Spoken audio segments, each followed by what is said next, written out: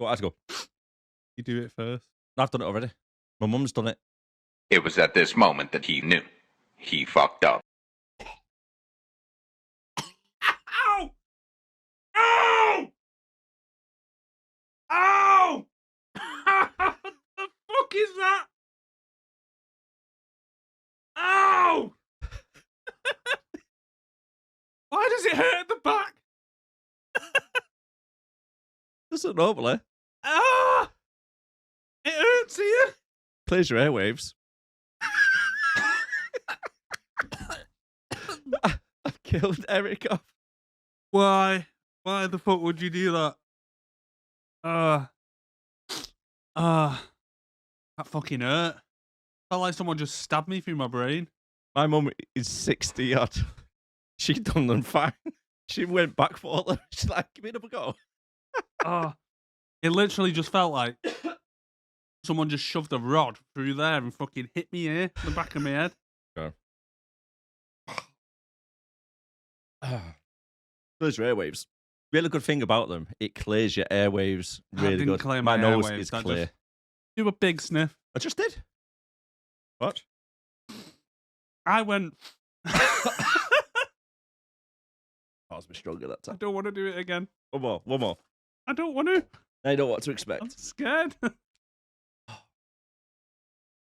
Why?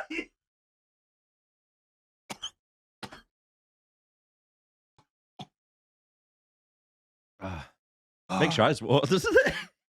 Oh, do you know like when you get brain freeze? Yeah. Like, but at the front. It's like that, but at the back. You'll get the podcast on the go. I don't think I can do it now. Now the smelling salts are done with. Jesus Christ. Mate, they should be banned. Fucking ammonia. Dry ammonia. So if you don't know what they are, basically, boxers use them when they're about to get knocked out or brings them back to wake. And powerlifters use them to lift heavy weights. Yeah, to be fair, I probably could have punched through a wall just to get rid of the pain. Jesus Christ. I do not recommend. Do not recommend. Anyway. And welcome back, guys, to another episode of Six and Below. This week, we're on a journey with two plumbers and a small-headed dinosaur. I'm Erik. This is Darren. Welcome in to Six and Below Movie Podcast. You the intro.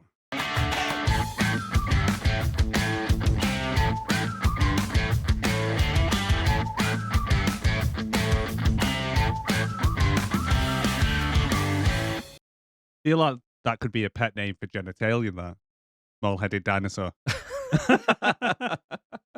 Although Mushroom Kingdom, mushroom, you know. Could be, it Yeah, could be, yeah. So I'm not going to lie, mate. I do not know why this film got such bad reviews. I mean, the animation style was amazing. It had that guy out of Jurassic Park and Star-Lord in it. I even love that song, that Peaches, Peaches, Peaches, Peaches. Jack Black, mate. Oh, yeah. I don't know why. How the hell did this get below a 6? Didn't you say he was like a 4 or something? I think you've been watching the wrong one there, mate. The one from last year, the animation one. Not the animation one. Well, got a little bit of animation in this, hasn't it? Especially at the start. Yeah. What? Hold on. Okay, so I've just been away and watched the film. You actually watched the good one. Yes, the good one is good for a reason. Really good for a reason. Oh, mate, it's fucking amazing compared to this fucking piece of shit. I don't know how to describe this film, where to start. I don't think anyone would know how to describe this film. If you had to describe what the fuck happens in this film. I mean, even so much as the games in general, I know they can be a bit trippy, but the cartoon kind of did it Really well. really well. Because if you think about the concept of Mario, it's literally an Italian plumber who goes to a mushroom kingdom and is going through pipes and all types of shit. And then all of a sudden he's got a brother called Luigi who's also a plumber. An Italian plumber invented by a Japanese guy based in Brooklyn, New York. Yeah, because of course, yeah. That's exactly where you would go to. And then somehow it became this massive phenomenon of a game. Phenomenon. Phenomenon.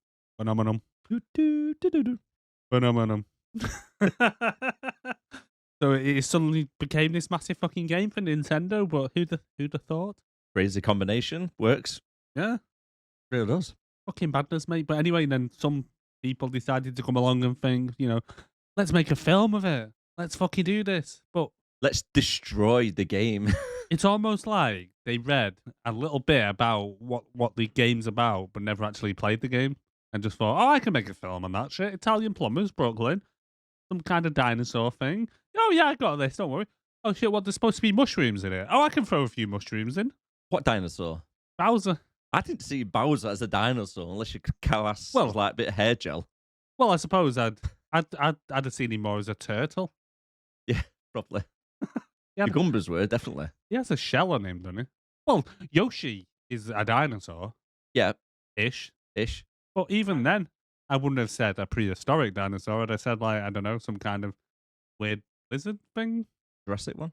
Jurassic era? I don't Not prehistoric? That's the thing I just don't get. I don't get Mario as a whole, but it's a good game, so I can forgive it. Yeah. And the cartoon version, they took that madness and made something really good.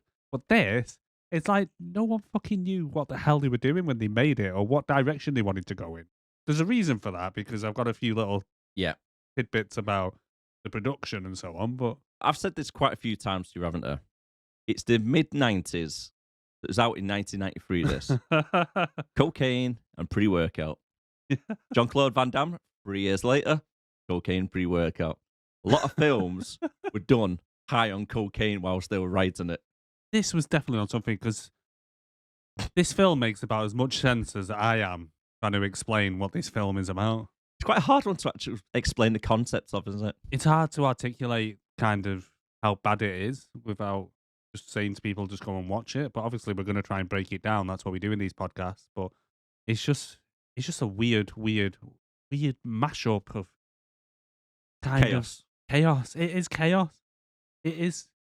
From the start until the finish, the whole thing is just manic chaos. One thing after the other, after the other, after the other. Chaotic. It's fucking weird. It's a weird film. But anyway. Okay. Do I do the clip quiz? Yes. See if you recognise this movie. If you do recognise the movie, let us know down below in the comments. Or if you're watching it or listening, it shall say, on Spotify or iTunes. Let us know on email. dicksandbelowpodcast@gmail.com. You basically turned a man into a dog. Well, it's like my sainted mum used to say, get 'em young enough, and the possibilities are endless. Unlike yours at the moment. So let me work this through one more time. I don't pay you. You take his collar off. Correct, Amondo. You take his collar off. He beats us all to death. Now, who's the bright penny?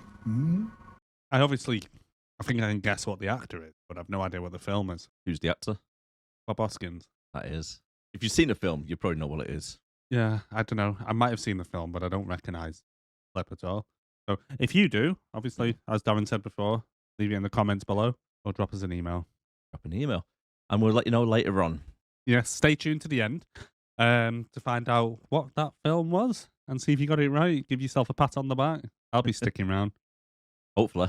Yeah. I do hope so, mate. I do hope so. Oh. I don't really want to do this film on my own. No, I wouldn't either. Vitals. Released in 1993. Runtime 1 hour and 45. IMDb rating 4.1. Metacritic 35. Amazon star rating Oh, God. 4.5. Of course it was. Of course it fucking was. And if we're doing the star rating on Amazon, this is a 4.5. But other films, what are rated a 4.5 on Amazon? God. I'd hate to think, mate. I hate to think. Goodfellas.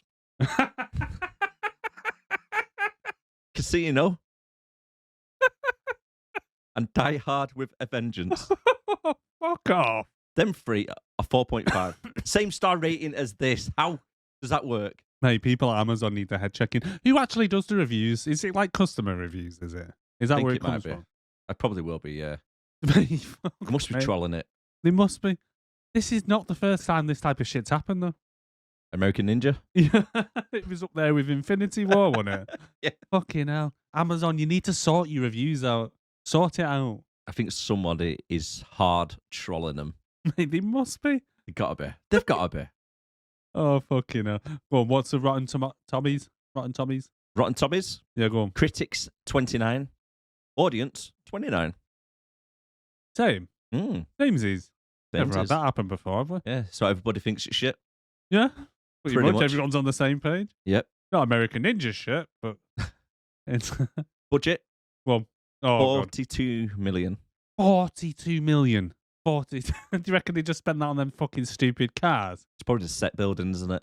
Probably an electric bill. Yeah. Having all them fucking cars running on fucking bumper car electrics. Box office gross. Go on. What do you think?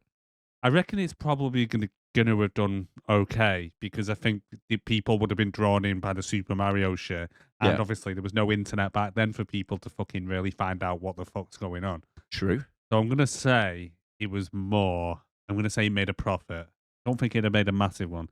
Let's say 60 mil worldwide. 38. Oh, mate, I don't know shit. Why am I even doing this? 38.9 million. So it made a loss. Mate, word of mouth then. That's all it could have been. I thought make a Super Mario Brothers film and it would have been a bit of a cash cow. Oh, yeah. Regardless of how fucking toss it was. Because this was probably one of the first video game adaptation films. Films from a video game. One of the first, is what I'm trying to say. It's got to be, hasn't it? Because Mortal Kombat was 96. No, Mortal Kombat was 93, wasn't it? I'm sure Mortal Kombat was about... Well, it's around that era anyway. Yeah. So you got Mortal Kombat, and then Street Fighter, Yeah. and then I'm sure there's a couple others. If you had to choose now between them 3 films to watch right now, what would you watch? Yeah, overall, I think Street Fighter was the better one. It's just stupid. But the fighting scenes, Mortal Oh. Kombat, hands down. Oh, Mortal Kombat, yeah, definitely. Other top grossing films of 93, what do you think was number 1? Oh, God, we've done 93 before.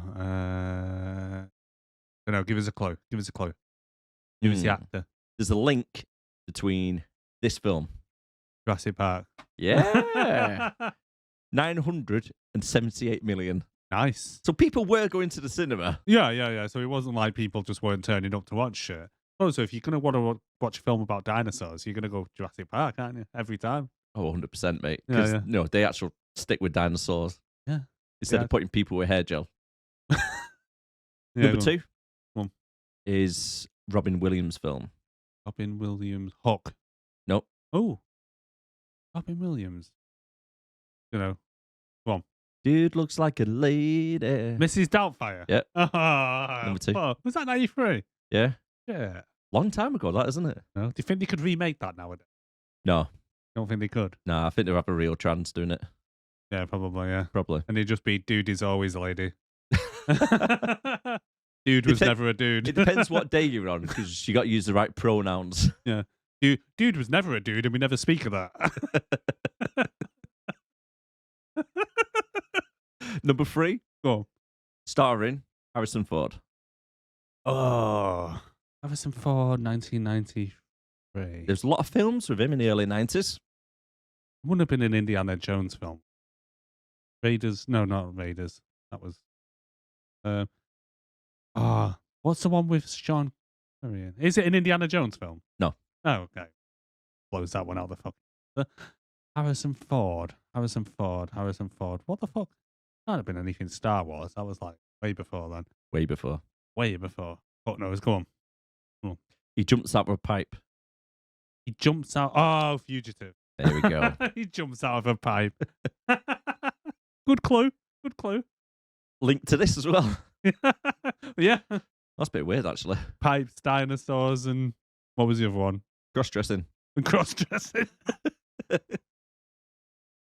In 1993, this was ranked 73rd.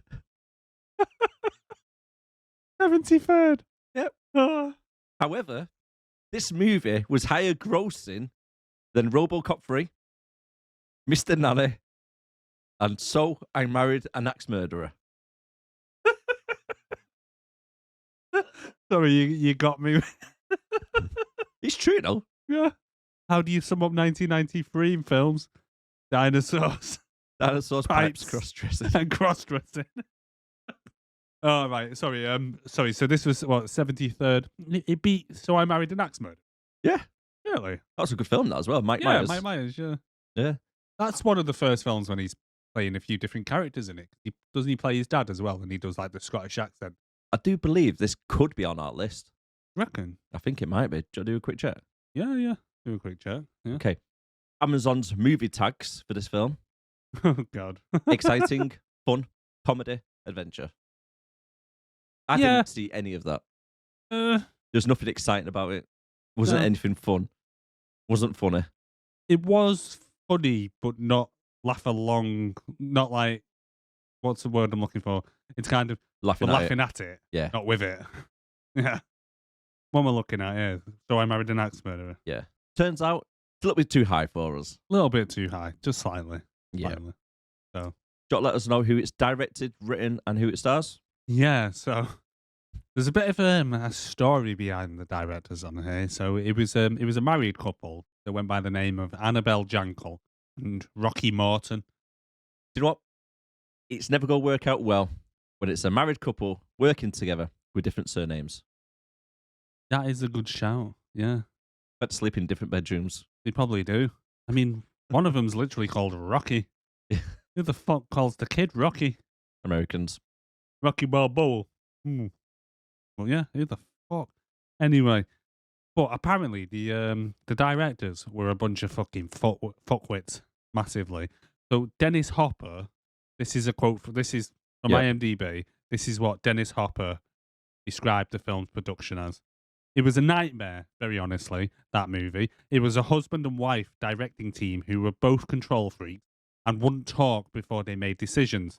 Anyway, I was supposed to go down there for 5 weeks and I was there for 17, so it was way over budget.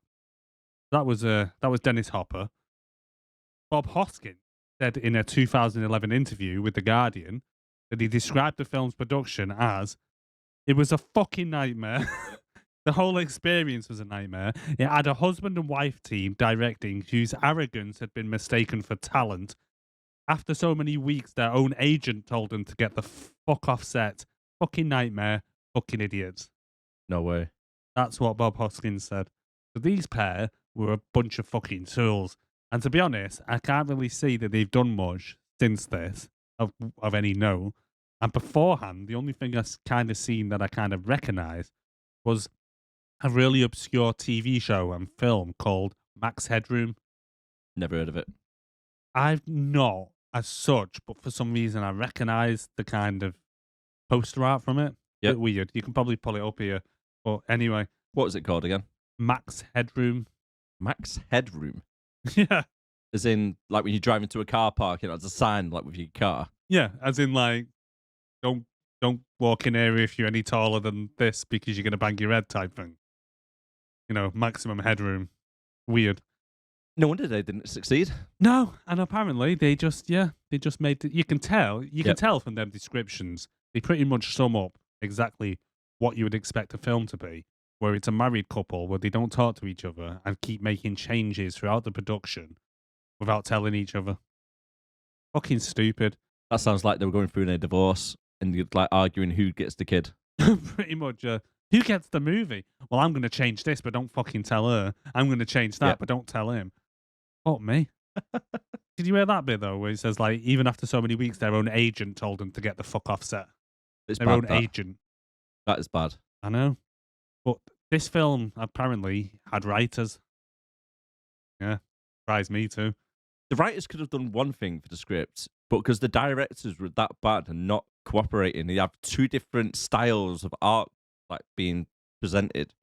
Because one wants to do it one way and the other wants to do it a different way. I think that's what would have messed it up anyway. Yeah, I probably wouldn't refer to any of this mess as art. I don't You know what I mean? Like their No, perspective. I get what you mean.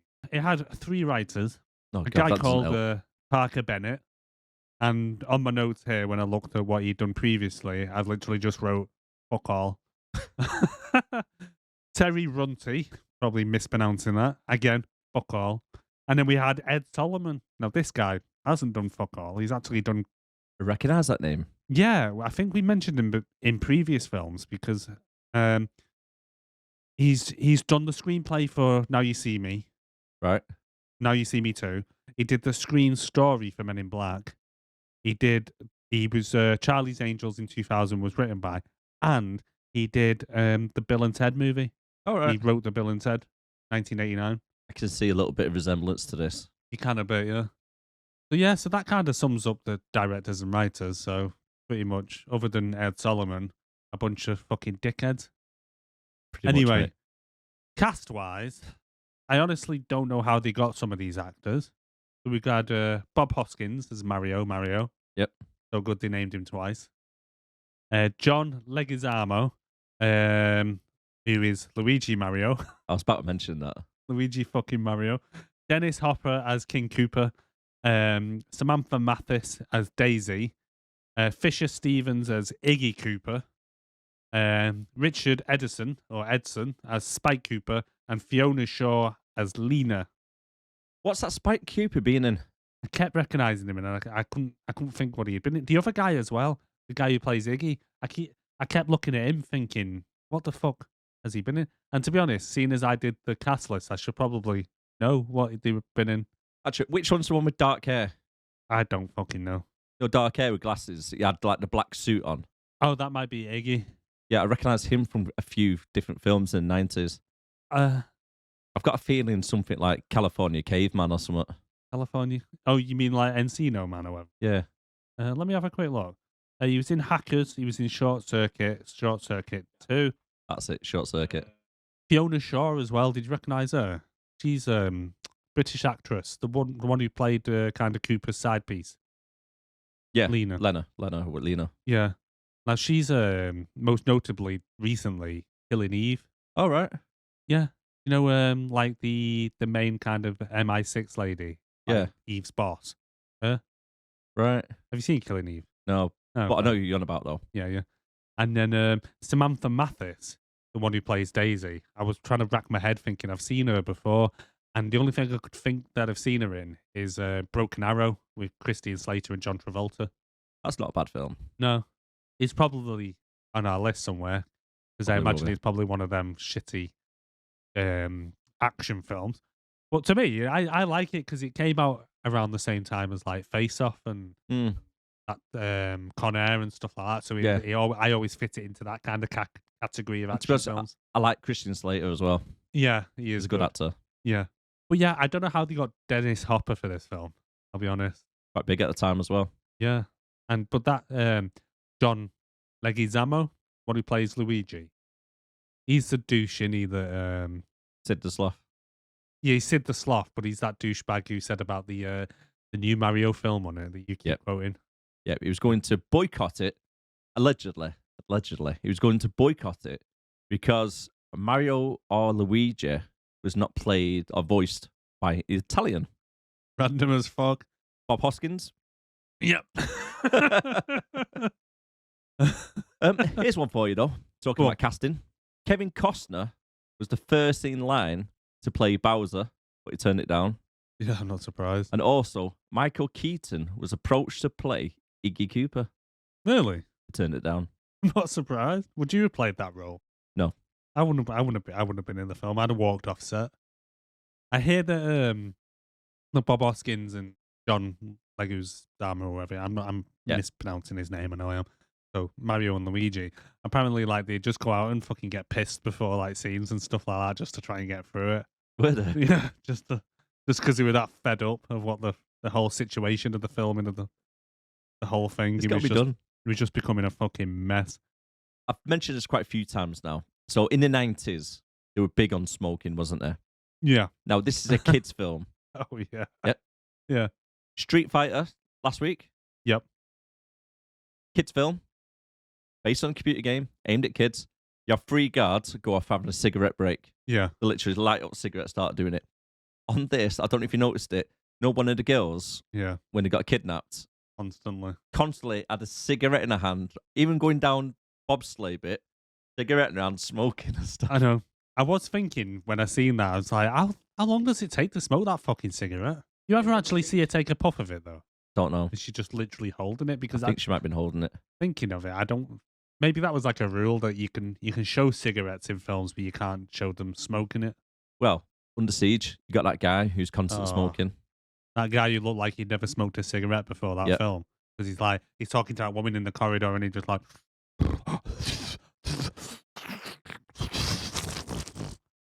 That's Erik trying to smoke. Huh? I said that was you trying to smoke. Yeah, and I did smoke for quite a while, so I know how to do it. I'm skilled. What? I don't know. The costume designer from this also done the designs for Resident Evil Extinction in 2007, Okay, another okay, video game. okay, yeah. In the game, though, Mario, was he not the one who actually got the girl in the end, not Luigi? Yeah, and it was kind of Princess Peach's, wasn't it? Yeah. Isn't Daisy like Princess Peach's sister or something Possibly. in the I can't game remember. series? Because I think when I was watching it, I was like, hold on, isn't this bitch supposed to be Peach? Yeah. And so I did Google it, and it turned out I think Daisy is supposed to be kind of Princess Peach's. Yeah, she's one of the characters. Yeah. Yeah. But yeah, it should be Mario that gets the bird. Yeah. Because he has that Brooklyn skank, doesn't he? Yeah. Literally, skank. Yeah. He's like, what's her name? Daniela. I don't know. I didn't take notice. I think Daniela was her name, but yeah, she was like a proper New York skanky bird. Reminded me of that bird off Friends. Was it the one with the weird laugh? Oh, Janine. Chandler Bing. Janet, yeah. I can't remember her name. Hey, I'm walking here. Hey, hey, I'm walking here. Hey, ooh, hey, ooh. But you notice in this, Luigi came across as the hero, and Mario was pretty much the bumbling sidekick. Yeah, I did notice that as well. Mario came across as kind of like that guy who's kind of past his prime, and he's just like, oh, for fuck's sake, again. Yeah. Like, oh, fine. Ugh. Like when he finds out like that his missus is in that realm, and he's like, oh, what, really? Oh, for fuck's sake. Where are they? What do you mean up on the 50th floor? What? Is there an elevator? Yeah, oh, thank fucking Christ. So I get a tube on the way out. Where's me tools? Where was Luigi's moustache? Good point. Maybe you couldn't grow one. Clean shaven. Yeah. Mm-hmm. And another thing I put on it as well is why have not done more in the 65 million years since the comet hit? The only place on the whole planet is that one city. Oh, mate, that was fucking stupid. Yeah. When he rolls that globe across and there's just one fucking city. Yeah. But yeah, everyone seems to know what the fuck's happened like 65 million years ago to the point where Koopa won't shut the fuck up about it. Constantly. Yeah. But like you say, yeah, all they've done is just kind of... Like, these mammals, they've got all the clean water, they've got this, they've got that laws. Well, here's an idea, mate. Why don't you expand your city, maybe build a couple, make trade routes between each other? Yeah, maybe just try a bit better rather than just coveting what the humans have got. I mean, pretty much. Yeah, fucking stupid. Like, how do you even know? You've only ever been there once, haven't you? At the start when you were kind of, and you just hid in a tunnel. What the fuck's that about? I thought that was weird. Yeah. So And my then- general notes. One thing as well. Go on. I found the music really, really annoying because it was through the whole film. Yeah. They used the same loop of music, and it was the same loop every time. There was getting a car chase, running from somebody, driving. I didn't notice, to be honest. I don't Yeah. really pay attention to the music. As a little bit of an example of the music, this is what I'm talking about. Right, go on. My instincts tell me this will be faster. Come on, breathe in, big brother. We'll get there. Luigi! You know, I read that sea All the way turtles through. navigate thousands of miles on instinct. How moany is fucking Luigi's voice? Shall we get on with the movie then? I've got some general notes as well. Oh, go on. Yeah. So, did you ever feel like this film would be like if Del Boy and Rodney became plumbers? Yeah. They're literally Del Boy and fucking Rodney, but in America, and plumbers. Because this is exactly what would happen. I mean, it even mentioned at one point that fucking Rodney, Mario raised Luigi. As since he was a baby, he doesn't know anything of difference. Yeah. And they're just the age difference, the fucking... How much difference is there? Oh, I don't know. He's got to be in his early 20s, Luigi. Mario's got to be about 40. Maybe a rough late 30s. A rough late 30s. I'd have to look up to see how old they actually were, but we can do that later. It's got to be mid-40s. Yeah. Gotta be. Gotta be. He's had a And- tough life. Yeah, maybe he's like 26 and just like had a really fucking rough life having to raise Luigi. Like, what happened to the parent? Oh, I don't even want to get into that. Anyway, and the other one is right: is Koopa a king or is he an elected official? Because throughout it, he seems to be implied that he's both. He acts like a fucking dictator, but there are signs everywhere saying vote Koopa, elect Koopa, blah, blah, blah, blah. And at one point, he's even referred to as a king. And then the next thing, he's referred to as a president. What the fuck is he? Have they elected this motherfucker? Russia. Okay. Why are Bob Hoskins' ears so fucking big? I'd not That was noticed another general note. When they're in the prison, right? In the prison scene, you'll have to pull this up when you do the edit. When they're talking to Koopa across the table, you see Luigi, you see him next to Mario. Yeah. And like, Luigi's got like small, normal sized ears, but Bob Hoskins' ears are like 3 times the size, and I just couldn't stop looking at them. So that's my other question. And the other one was just how the fuck did he know about a 65 million year old fucking asteroid? I mean, we can hardly remember what happened fucking 300 years ago, let alone 65 million years. We don't know what our species was doing 65 million years ago. And I can bet you a fucking quid they shouldn't either, even if they did exist, and some fucking magic asteroid came along and split the mammal world and the dinosaur world into separate parallel You wouldn't fucking know. universes. Who the fuck came up with that shit?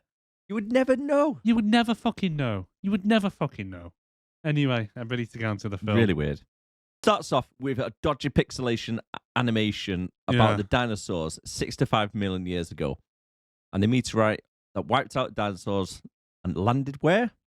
New York City. Brooklyn, 65 million years ago. Fuck off. Oh my God. Then we see a woman drop off a huge egg at the city church, and somehow a baby is hatched from it. Not a normal baby, a baby human. Did she give birth to that egg? Did she push that fucking egg out of her body? Because that woman wasn't that big. I didn't think about that. I'm hoping that the egg came out small and grew. Not that that's what eggs tend to do, because eggs tend to stay the same size and then the thing inside grows. So that must have been some fucking... The fact that she was walking around and running around fairly normal and not like she'd just been fucking anally violated with a giant egg. It was bigger than an American football. It was bigger It was- than her fucking head. It was huge. It was massive. It had a full-grown fucking baby inside. Not a newborn baby, like a fucking 6-month-old. 6-month-old baby, innit? Yeah, I didn't think about that. No? No. Yeah, that's gonna be sore in the morning. Yeah. That is going to be fucking so... The fact that she's fucking running around with it as well. Yeah, you've got me there. And I'm sure if it was hatching in front of a group of nuns, they're not going to be like, oh, there's a human baby, crack on. No. Do you know what I They mean? thought there's going to be a lot of this going on, which there was. Holy water. You'd be like holy water, you'd be checking the baby for fucking the mark of the beast and all sorts. I mean, anyone, Antichrist, anyone? Yeah. It's like, born of a jackal. I know, like, jackals don't lay eggs, but you'd be thinking, what the fuck? Either someone's gone through an elaborate prank to fucking put their baby that they want to go through, take to an orphanage into a fucking egg and then kind of drop it off on the door, or something fucking weird's going on because column A and column B are both as fucking weird as each other. Yeah. The fuck? And the fact that this is never reported? Not in the Maybe it news. was, but would you, if some nuns rung you up and said, we just found a baby on our doorstep, and you're like, right, does that happen all the time? Wait. It was in an egg. It You're hatched like, out of an egg. yeah, all right, yeah, whatever, love. Fucking hang up. Jesus fucking Christ. It's out there. And then it has some fucking little rock with it. I mean, you'd be like, yeah, fucking throw that in the bin. Why would you keep it? And why would you keep it for the baby and I stuff? know. It didn't even look that special. It was just, it looked like a little crystal with a bit of rope on it. And it's like, you find out later she's had it her whole life. The other thing that that you pointed out as well the other day is kind of similar to like Double Impact, the orphanage there, wasn't it? Oh, yeah. Because that's the thing, isn't it? Because everybody in the dinosaur world knew that there was a Princess Daisy. Yeah. There was no note or anything with No. the egg to say, this is Daisy. No. The orphanage women named the baby Daisy just Yeah. on the off chance. I know. It's fucking how? It's psychic nuns, mate. And then, like you It say, must be. how does everybody in the dinosaur world, like Bowser, know that her name is Daisy? Well, there's no explanation for it. No, because like you say, there was no note. It's not like he was written on the side of an egg. Call me Daisy. But like, if it was the way around, though, the nuns just called her Daisy, or called her, say, Fiona or something. How Yeah. would Bowser know her name is Daisy or Fiona or whatever? Well, exactly, because the two goons he sends after her hardly even know what she fucking looks like, let alone the name. No, because they even say later on, that's her there. And he goes, are you sure? Yeah. She got one head, 2 arms, 2 legs. Yeah. Fucking hell. But yeah, the fucking... So, and then the mum runs off into A sewer. a sewer, right? And the other thing, in the middle of the road, there's kind of like what looks like a kind of permanent setup to go down into the sewers. Like people are just always going into the fucking sewers all Oh, the yeah, time. yeah. In the middle of a intersection, in the middle of a junction, right? And then has Koopa just been fucking down there waiting for like 3 hours for it to get back? I was thinking that. And why 'Cause- is he wearing a military uniform? Was it? Yeah. I didn't notice that. He was wearing like a fucking general's uniform type thing with fucking. I'm pretty sure he had like, them little Military stripes, badges. military badges. He had Yeah. on. But obviously, he had to have the fucking kinky rubber spikes that every item of clothing in their world seems to have. But yeah, and he's right there waiting for her, and then tries to chloroform the shit out of her or something. Yeah, because she runs down the sewers, and then she backs up into the only dark part of the sewers where he happens to be standing. All And creepy then- like. She screams and just knocks the rubble on top of him. She moves like one piece of wood, and the whole tunnel collapses randomly. How did he get back to the sewers then?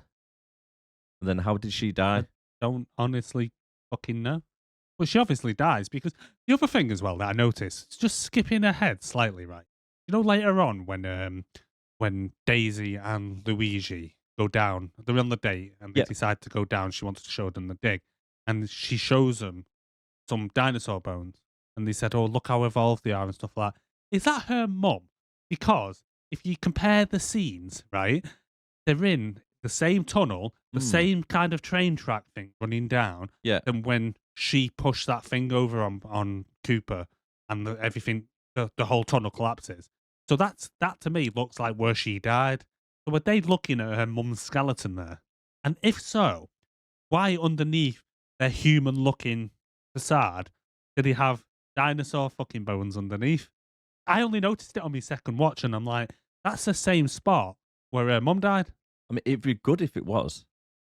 It would, and you think they would have made more an effort to kind of show that, because she mentions to Luigi, "Oh look, they were evolving. They've got Opposable thumbs. opposable thumbs, yeah, and shit like that." But But it had like a big skull. yeah, exactly. So dinosaur it had skull. like a dinosaur skulled head. But obviously, she didn't.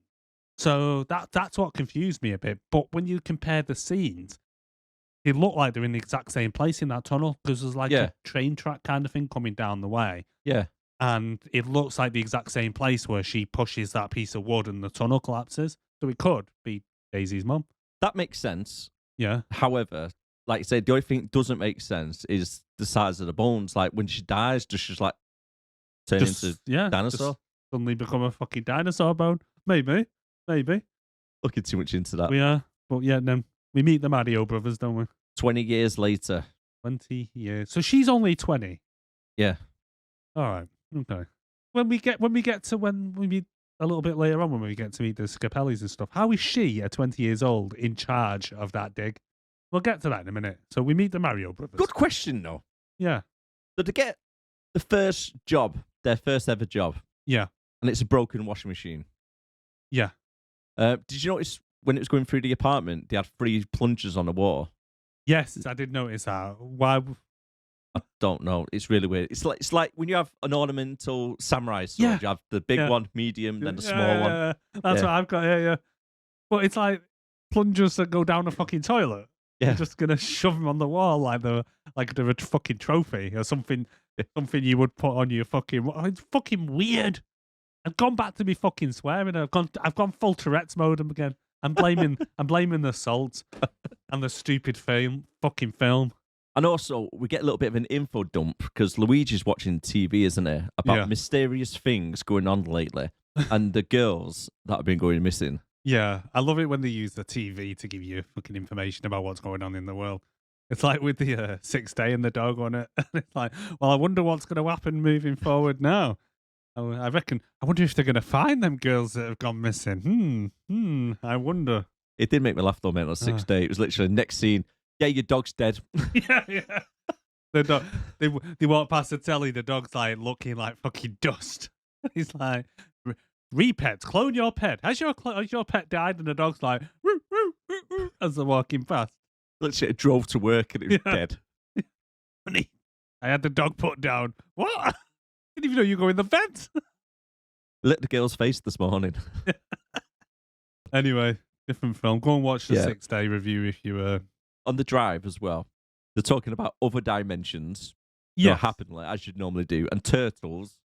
Yeah, random as fuck. But I love as well. Did you notice like they're talking about, they're having a conversation about rent being overdue.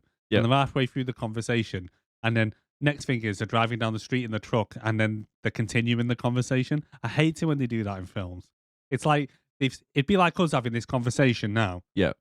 And then leaving the house, going out to the car, driving halfway through town, continuing the conversation like we just left off. It's fucking stupid. They do it all the time. Yeah, they do actually. I don't notice that. And then Scapelli beat them to the job. This is one thing that really done me nothing. I'm sure when you get a phone call from a customer, especially about a broken washing machine, I'm not going to ring up 6 plumbers, say, I've got a broken washing machine. Whoever gets here first is getting the job. Yeah, that's what. It's like, whoever gets here first calls dibs. I mean, you just don't do that, do you? No. And he even says, he makes a point, the Skrillers or whatever they're called have beat us to another job. Yeah. But how many times have they actually beat you to other jobs? I know. It must be a regular thing. Do you think they're picking up their messages or something? Because I'd be like that. They must be listening into our messages or something. There's some phone hacking going there. They must work for the news of the world or something. Something Fucking crazy dodgy. bastards. Because or like you say, is it regular in New York, in Brooklyn, for somewhere to call every fucking plumbers and says whoever gets here first gets the job? It's not John Wick. No. Where they put the hit thing on the board and everybody just goes to it. I know, it's fucking... Yeah, it's fucking daft. And then we meet Iggy and Spike for the first time, not with 2 odd jobs, sitting in a taxi. And it turns out they've been waiting to kidnap Daisy. But we kind of get a hint that they're responsible for all these girls going missing that we heard on the telly. Because for some reason, even though in the dinosaur realm, they look pretty much exactly the fucking same as the human world, they for some reason cannot tell people apart. Really weird, isn't it? It is weird because it's the hair gel. It's never picked up again throughout the film. They don't, as they're going through, say, "Oh, you know." Do you know what I mean? It's like they don't get any confusion later on in any of the film. Like King Koopa doesn't mistake Daisy for Mario or Luigi for a tree or something. Do you know what I mean? It's like true, but yeah, them fucking morons keep kidnapping the wrong girl because the only thing they're working on is what you said before, is that you have 1 head, 2 arms, 2 legs, and the name's Daisy. I mean, the fact that they're even in the right fucking area of the world is a miracle with that kind of grief. What happened if Daisy actually got a job abroad? Exactly. I mean, the whole film would fall apart. She's obviously gone to university. She's become a paleontologist. Yep. Sorry, it's hard to say words like this when you're hearing your own voice. Paleontologist, right? So, like you say, she could be anywhere in the fucking world, like at a dig site, like in Chile or wherever else, fucking Arizona or somewhere, wherever the fucking deserts and they have actual dinosaur bones. But yeah, happens to be in Brooklyn. For that job, they do travel around. Well, yeah, that's what I mean. That's a quicker way of saying what I'm trying to say. Yeah. As a paleontologist, you move about. You do. I just went the arse, long ass way. Oh, I don't know what's up with me this morning. Fuck's sake. I'm the same, mate. Don't worry about it. It's a smelling salts. Fucking smelling. Whose idea was it to get fucking smelling salts? Yours? It was not my It was. idea. It was. Your idea. I didn't even know what they were until you shoved it under my nose and said, "Give this a quick sniff." Warning to anyone out there: if you ever meet this motherfucker and he gives you something to sniff, don't sniff it. Especially the fingers. In fact, saying that back to myself now, it kind of makes perfect sense that if someone gives you something and says, "Sniff this," especially their fingers, do not fucking do it. Just Officer don't. Doofy. No, my fingers. Oh, what's that? My ass. That's my ass. Data comes off the dig site and she goes over towards, like, I think maybe like mobsters. Yes, Mr. Scapelli turns up randomly. Yeah. The same guy who owns the plumbing company, Yeah. apparently. And the construction site. He's And clearly. everything else. Now, I'm not like typecasting or being stereotypical or whatever the fuck they call it nowadays. Yep. But he is a fucking mobster. I mean, just because he happens to be Italian and gets out of a limo and wears a black suit and has two kind of bodyguards with it. Yep. He's a fucking gangster, that guy. Definitely. Yeah. You reckon he is in real life? Possibly. Could be. He Although- looks like it. Do you have a man bun? Or did I make that up? I think you might have made that up. Same with that hat. No, that guy had a fucking hat. He didn't. He had a fucking hat. He had a hat, dude. No, let's not start this again. He had a fucking hat. He But didn't. no, I'm pretty sure, right? Put it on, and I bet you, a sniff of this smelling salt that he had a little, not so much a man bun, but like A a ponytail. ponytail of some sort. Okay, I'll do that. I'll do that bit. Okay, You don't get a shot of the back of his head. you do. You get a shot of the back of his head. There. He's That got is, a bun. that is not a bun. It is a bun. It's Keep watching. really not. Keep watching. Keep watching. He's definitely got a bun. There. That's not a bun. That is a bun. It's not. That is a bun. It's like a perm. Sniff It's it. pushed back. It's a bun. It's just longish hair at the back. It's a fucking bun. You heard it here, guys. He had You a got bun. it wrong. He had a bun. Give it a sniff. No. You gotta can give a see it sniff. here. Put it up here now, right? And you'll see that he has a bun. So, sniff away. That was not a bun. It was a fucking. It wasn't. It was a bun. It wasn't. It was a bun. He had a bun. He had a bunch of hair grouped up into a bun at the back of his fucking head. What it was a slick back, badly done, where he has a little bit of a longish hair at the back bit where it's not been cut properly, Longish hair. and it's just scraped back. Longish hair grouped up at the back. Bun. Not a Sniff. bun. Sniff. That's not a bun. Darren is trying to get out of sniffing. Because we can't come to an agreement. I said it is not a bun. Right? Got whiff of it just then from It down is there. a bun. It is a bun. Hurt my eyes then as well. All right, well, forget it. We'll leave it. I'll tell you what, we'll leave it up to the audience. Yep. We'll say on next week's episode, watching this, if you think that this is a bun, then Darren needs to sniff. If not, I'll sniff next week. Right. Live. Right, just for now, we just got to do it anyway. We're not. We are. We're not. You just said. We're not. You just said if I I'm do not it, you will. fucking doing it. So talking about the business guy now. So he's came over to Daisy. He gives us the second info dump about the girls that are going missing. Yeah. So he mentions a lot of girls have been going missing lately. Do you want to go over as well? Oh, he does, yeah, basically, yeah. Because he needs to be careful, that dude, saying shit like that, because he's clearly a fucking gangster. So people are going to start thinking it's going to be him. And I'm not being funny. There's like literally news channels about everywhere. And he's saying shit like that. Yep. Threats in pure broad daylight with people around. Considering he's not actually done them. Well, exactly. Yeah, that's what I mean. And we learn later on that obviously that yeah, he has fuck all to do with it. But And then we get a third info dump about the girls going missing. Because we see Iggy and his brother in the taxi reading a newspaper, and they're holding the newspaper, and on the front page, Brooklyn girls going missing. Well, how is she only 20 years old in charge of that fucking day? Who's in charge here? I am. Like, you're not though, love. Because, like, you've literally probably just graduated. You probably don't know what the fuck you're doing. There's no way you're project managing a dick. Dick. you could probably project manage a dick. I'm not saying you can't do that, love. But you're not project managing a dig dig in site. Brooklyn that seems to be gathering a lot of media attention anyway. No. You know, Not in charge of the big. fucking university. And you'd at least think them fuckers would at least give her a fucking mobile phone or some kind of landline there. Before they were invented. Well, they were in circulation. They would have Not had- really. Well, 93. I know, but you'd think, It's like 96, 97 mobiles came out. all right, but you'd at least have given them a landline there, maybe, or something, instead of having to go and try and find a fucking payphone. Well, how far away was it? Oh, no. She had to get a lift back in the truck. Oh, no. There's not a payphone a little bit closer, like up the street.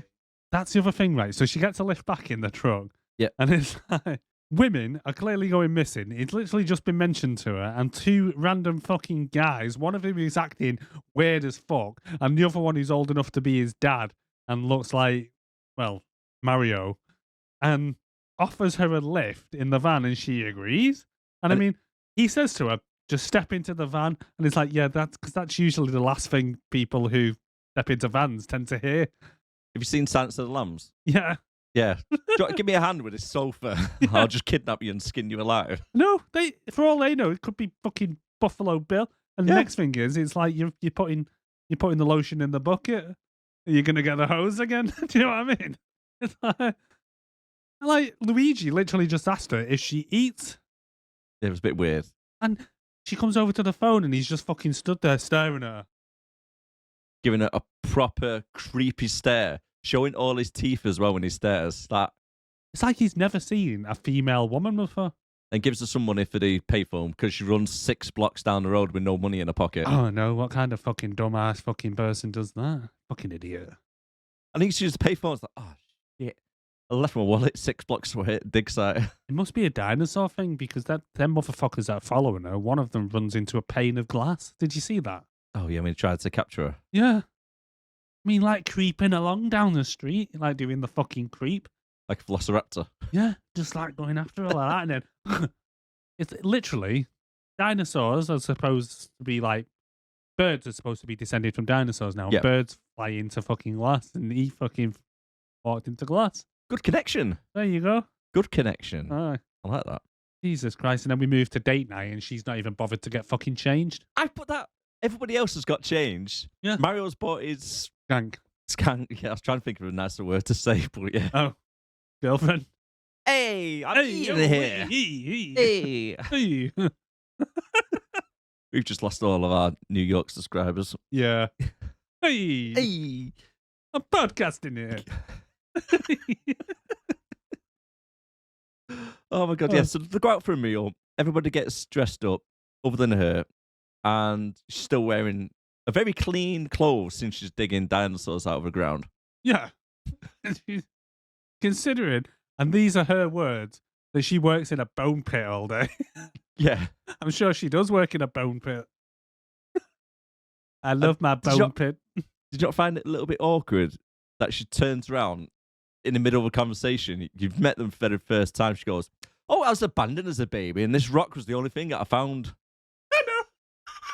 I mean, that's a conversation fucking killer there. Because Mario's fucking side skank fucking reaches over, grabs a rock, like, and just goes, "Oh, this is a lovely piece." First of all, it's not. It's still tied on by the same rammy piece of fucking string that you found fucking 20 years ago. And she goes, "Oh, I never take it off. It's the only thing I had on me when I was abandoned." Like, all right then, love. Fucking hell. This ain't Cheers. therapy. And then Luigi's like, "I was abandoned too. Mario's my mum." And it's like, what? This just got fucking weird. Mario's like, "Fucking told you not to tell people that. Mrs. I fucking Doubtfire. breastfed you for 6 months. I told you not to fucking say anything." My word. But yeah, This took a swerve. when he says like, oh, you were abandoned like us. And it's like, Were there? were you Mario, did you find Luigi in an egg too? Luigi, are you from an egg?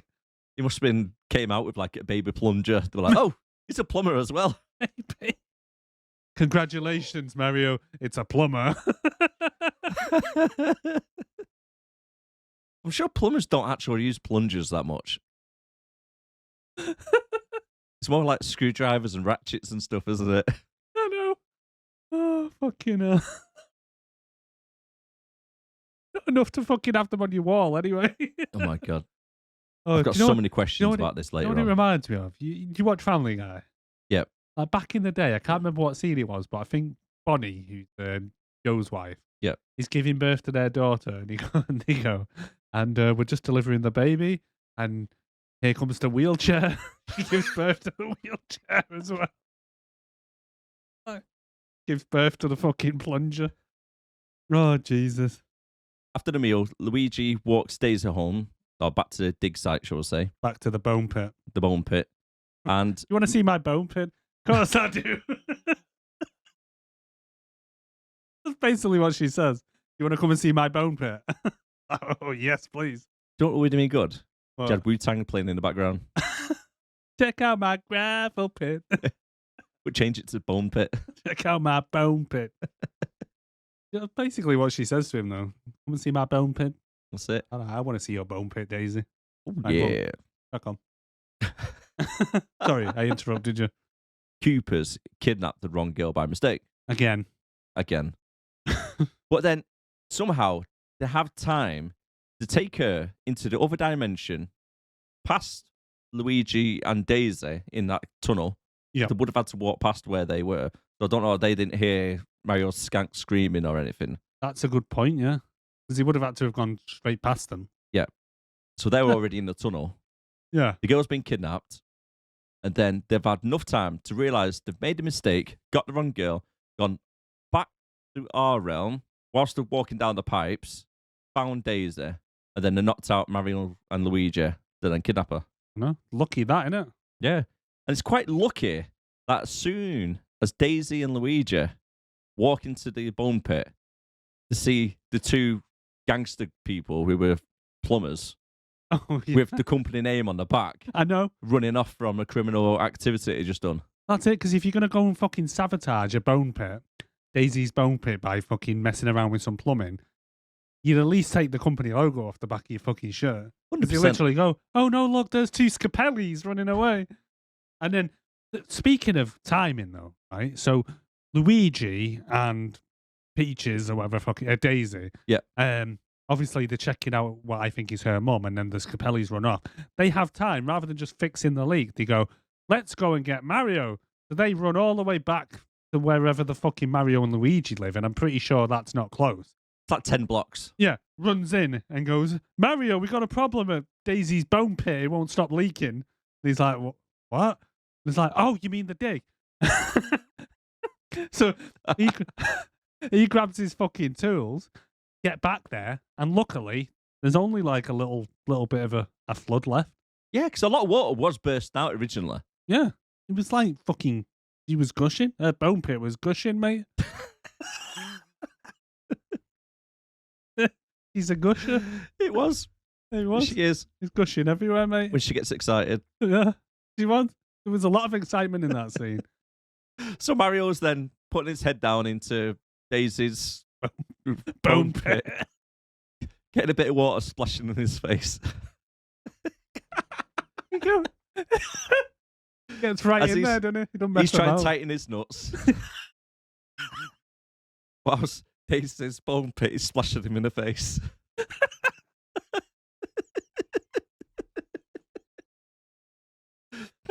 Meanwhile, he's doing a reach around for Luigi. Luigi is passing him his wrench. Get in there, lad. Get in there and sort that gushing out. After he fastens up his nuts, he puts his hand back around and he goes, hand.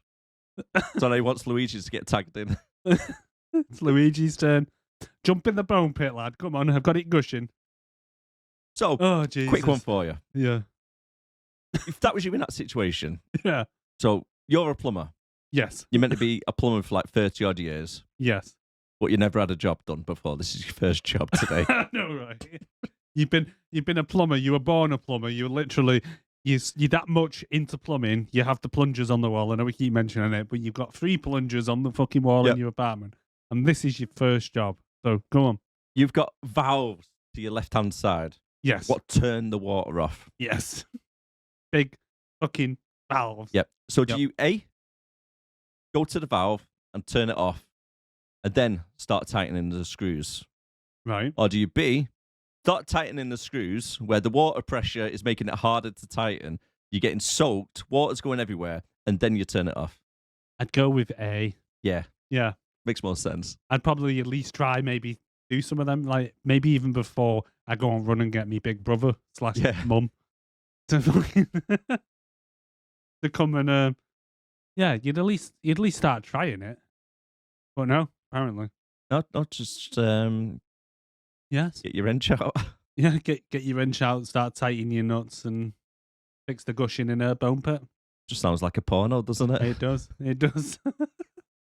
To be fair, this would be this is porno standard story, this though. Pretty much. I mean, if they just started having an orgy there and then, oh, come and see my bone pit, and oh, I'm all wet, Mario. I'm all wet, Luigi. You have to come and sort me out. I'm gushing. You'd You be got like, some pipes that need fixing. yeah, someone call a plumber. What's that, Daisy? You got your head stuck in a washing machine? I've got a little plunger that'll sort that out. But yeah, fucking hell. And then cousins or twins or whatever the fuck they're supposed to be, Spike and Iggy, fucking come back and they just give Mario and Luigi a quick love tap and then Knocks them clean out straight away. What did he hit him with? Like a little torch or something? A flashlight. Flashlight, just a little boom, boom on the heads. If someone give me a whack on the head that hard, I'd be like, bastard, what are you doing? I know I'd be turning I around wouldn't with be my on the floor. fucking wrench and fucking twatting them in the face. Yeah. I wouldn't fucking have a think, oh, I may as well have a nap for 10 minutes. And then all of a sudden it cuts to a scene and they've woken up and you can hear Daisy going, Luigi! And Mario goes, no, that's the echo. He's like, I've been listening to pipes for 20 years. Maybe you should have tried fixing him instead of just listening to him. What, are you the pipe fucking whisperer now? Jesus fucking Christ. That's why he's never had a job. Probably. He's one of these guys that just, we got a leak and he's like, no, I'll let the pipes tell me where the leak is. I'm going to say it's where it's gushing. No. You've got to listen. Ding. That's not the leak. But that's where the water's... No. It's telling me it's coming from this way. What? Fucking pipe whisperer. Pipe whisperer. I love it. Oh, Jesus Christ. So they traipse all over fucking Daisy's mum. And... bang me on your mum's grave. The fossil. What I want to know as well, right? So they're listening and they go in, and all of a sudden it turns into like some kind of fucking cave. Yeah. That they're walking through, and they're doing some kind of cliffhanger type shit, and they drop Remind me of the Goonies. Yeah, it is like the fucking Goonies. Yeah. Right. So they come across this fucking wall where they hear Daisy coming from, and her face is kind of coming through it, plasticening fucking through it with really bad 90s fucking CGI of her face. Luigi, help me, Luigi. I mean, that would give you nightmares as a kid. That would give you fucking nightmares. And somehow her little fucking rock dangles through and Luigi manages to rob her while she's there. He's like, fuck it, I've got it. Come on, Mario, let's go. Yoink. Yeah, yoink, thank you. But what I want to know, right, is in a minute when Luigi jumps through the portal and then Mario follows him, Mario goes through like this massive fucking void floating through and shit like that. Yeah. So when her face was coming through from the other side, where exactly was she? I don't know. And it doesn't how, make sense. if them goons are kind of pulling her away, is she just going, no, get off me. Like, I just need to stick my face back through here and say, stop it. Stop pulling me. And is her face like stretching all the way through fucking that void to come out through the other side? What's going on? Or are they just literally on the other side of the void with her face just going through and they're going, Spike and Iggy are like, stop sticking your fucking face through the fucking wall. Who's Luigi? What'd she say? Fucking, I mean, she was a tiny fucking woman and 2 blokes. There's no way her face is fucking fitting through there. Anyway, It would have made sense if it was a case of a doorway. Yeah. You walk through, straight through, so you put your hand through, it comes out on the other side. But like I say, when they fell, Yeah. he was falling for ages. I know, he goes through he's like going through space. Like, imagine Bob Hoskins just floating through space all fucking willy-nilly, like a fucking psychedelic, like he's just fucking took some acid. And he's like, oh shit, what the fuck's going on here? What, man? But yeah, and then, like you say, it would have been better if her face had just, oh, I'm doing this now. But if her face had just kind of gone, like just Like a mirror type. like a thing. mirror, like a veil, like literally just you walk through a door, but instead it's got this void. But that just didn't make sense to me at all. Did you notice I've wondered- Mario and Luigi's reactions? What? So when they was running down, Luigi was like, "Oh, I'm going to get them. I can't let them get away with Daisy and stuff like that." Hmm. Then Mario's turned around and said, "Oh, wait till I get hold of them. I'm going to kill them. I'm going to make them suffer and everything." Yeah, Like, mate, why are you so invested into it? You've just met her for an hour ago. yeah, but you've just been gushing in the bone pit, haven't you? True. I'd be like, let's go to tell the police instead. I'll leave them do it. Yeah, so they arrive in Dinoville. So Mario's gone through his whole. Woo! This is one thing that doesn't make sense as well. I mean, the whole film doesn't make sense, really. But Mario is literally saying, falling for infinity. Through Just the keeps on abyss. falling, falling, falling. Yeah. And then the land, perfectly fine, walking out the pipe. No problems at all. Just like land straight on the fucking feet. Mario's been doing somersaults and everything as he's going through the void. 9.5 with the judges. It's like Tom Daly on the diving board. Yeah, fucking hell. Mate, he had some good moves in that void, mate. He did, mate. He did, yeah. Got the pike turning. Yeah. Oh, but like you say, he comes through and Mario's like, I'm gonna fucking kill them motherfuckers. And he's like you said, what's he got invested in this? Yeah, he's just been in a bone pit and shit, but There's no reason to be Like- that invested.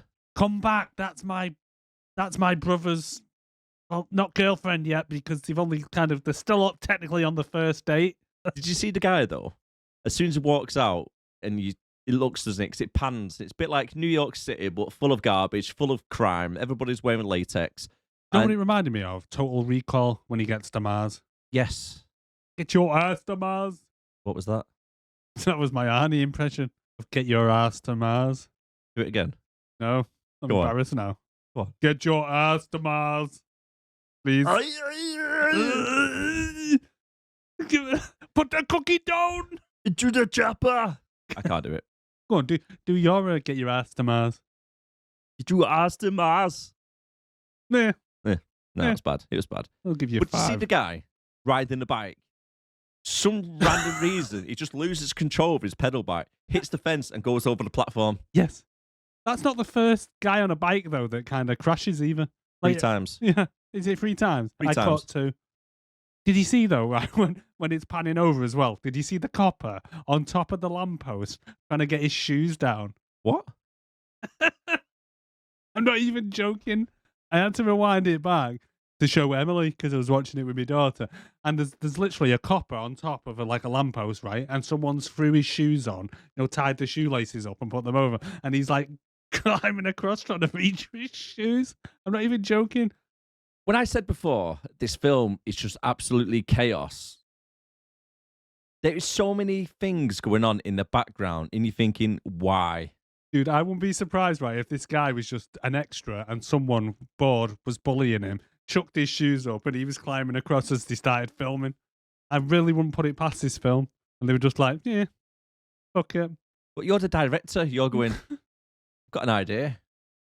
I know.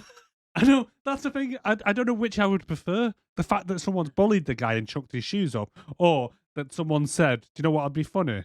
The copper climbing across trying to get his shoes back from this lamppost that someone's just chucked up there. The whole film is just absolutely Fucking- chaos. Well, you made a good point then that when I said it's like Total Recall, but it kind of does look a bit like Gotham as well. Got a good cross between it, hasn't it? Like on some of the old, was it like Batman Forever? Yeah. That style Gotham. Maybe just throwing a few more neon lights and it's very, You're very there then. Gotham. You're there, aren't you? You are there. I put on my notes as well. Why is Mario running around telling everybody he meets they're from Brooklyn? As if everybody knows what Brooklyn is. No. And they think as well that they might be in Manhattan for a moment. They do actually, don't they? We went through this portal. Are we in Manhattan? No, I've not been Manhattan for a couple of weeks. It could be. It's like, what? You just gone through a portal. Yeah. Did you just forget that bit? You literally just said to your brother that you were disintegrated or whatever it was. It came back. Oh, mate. We meet Bowser, don't we, for the first time now? Yeah. Played by Dennis Hopper. What's the white goo he dips his hands in? I don't know. Looks like jizz. Dinosaur jizz? I don't know what it is. Really, yeah, a bit minging. It's almost like it was like candle wax or something, wasn't it? Like a manicure, maybe? I don't know what it was because like at one point he's a germaphobe and then he's not, and then he's a germaphobe and then he's not. It's like, why have you made this into the kind of like his bio? Why have you put in that he's like a germaphobe? He's not a germaphobe in the game, is he? Is like, did he ever go in that depth? In the game? It's just weird. I think Dennis Hopper just said, fuck it, I don't want to touch anything on this fucking set. Everything looks sticky as fuck. I don't know who the fuck designed this shit, but I'm not touching anything. And they're like, we can use that. You think it was improvised? Maybe. Oh, yeah, probably will be. Because he didn't want to fucking touch anything. But yeah, meeting there, and he's going on to his skank, whatever her name is, that bird that follows around. Lena or something. Going on. Oh, just how often do you think this motherfucker rants about being stuck in their parallel universe for 65 million years? Like he's been alive there for 65 fucking million years. I don't know, but you'd do me in after 5 minutes. You'd fucking get over it, wouldn't you? Yeah. Constantly, because it's the first thing he fucking says. Spike and his cousin tell Bowser that the plumbers have got the rock. So then Bowser puts a hit on him for the police to try and look out for him. You get a tannoy announcement. It says to keep a lookout for 2 plumbers, and there is now a bounty on their head for their arrest. How do they know what a plumber is? I'm sure in a different realm, in a different world, they're going to have a different name for that trade. They might go pipe fixers or something. But everybody knows what a plumber is. Well, the fact that they all speak fucking English as well is a fucking miracle. Oh, good, yeah, good point, actually. Yeah. So while they're running about, they come into a helpless old woman mate. who asks them if they're new from around here. Again, he tells them they're from Brooklyn. We're from Brooklyn! Like, you're not, Bob. Hey, I'm working here. Hey! The poor old woman asks them, have you got a weapon on you? No, we don't have a weapon. Oh, that's good. Then she pulls a cat prod out, starts zapping and robs them. Mate, she's fucking ruthless, that fucking old is. lady. And then Lizzo comes over. Lizzo comes over, takes the rock off her, picks her up, throws her over the balcony. She lands in a car below and starts attacking everybody in the cars. Oh, no. I know, like she didn't just jump, like they jumped on her, like she didn't just jump on them. She goes down there and just starts fucking kicking ass. Starts zapping the driver, so he crashes, and about 4 cars start crashing into each other. Because it's a massive fucking pile. But in that bird called Big Bertha, isn't that what they call her? Yeah, Big Bertha. Big Bertha. What do you call her? Lizzo. Lizzo. Looks like Lizzo the singer. Who the fuck is Lizzo the singer? I'll show you now. Yeah, it looks like Lizzo. So Lizzo. Yeah, Lizzo. It does look like her. Yeah. Quite similar. Yeah. Definitely. Could be like... Before she got famous. Could be like Lizzo's mum. Did you see the lizards on the hot dog? Someone puts asks for like a hot dog and they have like a hot dog bun. But they put like they don't put a sausage between the buns. They put like 3 lizards. Give it to someone. And then did you see the person walking the egg? Yes, in a pram. Yeah. Again, random. Random as well. And they're like, get away from my baby. And it's like, no, that's a fucking egg. These dinosaur people, what are people, actually eat dinosaurs still. Yeah. Because Koopa has a pizza later on. He orders a pizza with pterodactyl head and all this stuff. I believe that Lena at the club, she drinks a glass. It's got like a little worm in it, which is talking. It's going, oh no. It's getting drunken. The hot dogs. Lizards. Well, yeah, they are, yeah. It's fucking weird. It's a weird society to live in. I mean, how have they even turned in to like looking like humans anyway? I know occasionally you'll see the odd one with shit on their face where they've got like a tiny little bit of like reptile skin or something or grease back hair or whatever. Yeah. Or it's like, but how have the dinosaurs evolved to look like the same as apes? Do you know why? Why? The budget. Say no more. Because it's either to have to pay a lot of money to get every single person looking like some type of reptile, or just make them all look like human. Oh, okay, right, okay. You say the budget, right? But considering these fuckers had 43 million, was it? 36 thing, man. I thought it might have been that. I don't know. I It can't was remember. 40 odd mil, because I think he said 40 mil, and that they made like 30 mil in the box office. 42 million. So they had 42 million fucking dollars in 1993 dollars. A lot of money. That's a lot of fucking. What's that like? That's like $1 billion today. Well, it's not that much. Probably more like what? 80 million in today's money, maybe. And I mean, this is the best they could do. Like I said before, most of it must have gone on the electricity bill, because whose idea was it to have bumper cars? Whose idea was it for the booster boots? Yeah, and I mean, The whole concept is just really weird. It's like the police officer climbing a lamppost to get some shoes. I know. There's just so much to break down in here. It's a bit of a head fuck to think about everything that's kind of goes on, because it's like, it's almost like the directors must have said, come to us guys with ideas. No idea is a bad idea, and we'll put it in the film. Literally put it in the film without thinking about it. Without thinking about it. And it's like, oh, in the Mario games, there's a Toad character. So how can we have a Toad character in here? We're not going to have a Toad character. We're just going to have some fucking weird guy who has a Weird haircut. A weird haircut, and call him Toad. Yeah. No. That musician Yeah. was Toad. Yeah. What the fuck? Exactly. Toad. The mushroom guy. The mushroom guy. Toad was some hippie, some 6'5" hippie with a spiral haircut who plays the guitar. This Goomba right here. Yeah, and then gets turned into this fella somehow. And that's Toad. Do you know where all this That made is sense? Toad. What? Cocaine. I think if I'd done a line of cocaine, never done it, just putting it out there, but I imagine if I had, this may have made more sense, and I would have gone, that makes so much sense. And that's why the budget is so high. Cocaine. Yeah. Right. Makes sense. Meeting room on the boardroom. But Pitching ideas. I mean, yeah.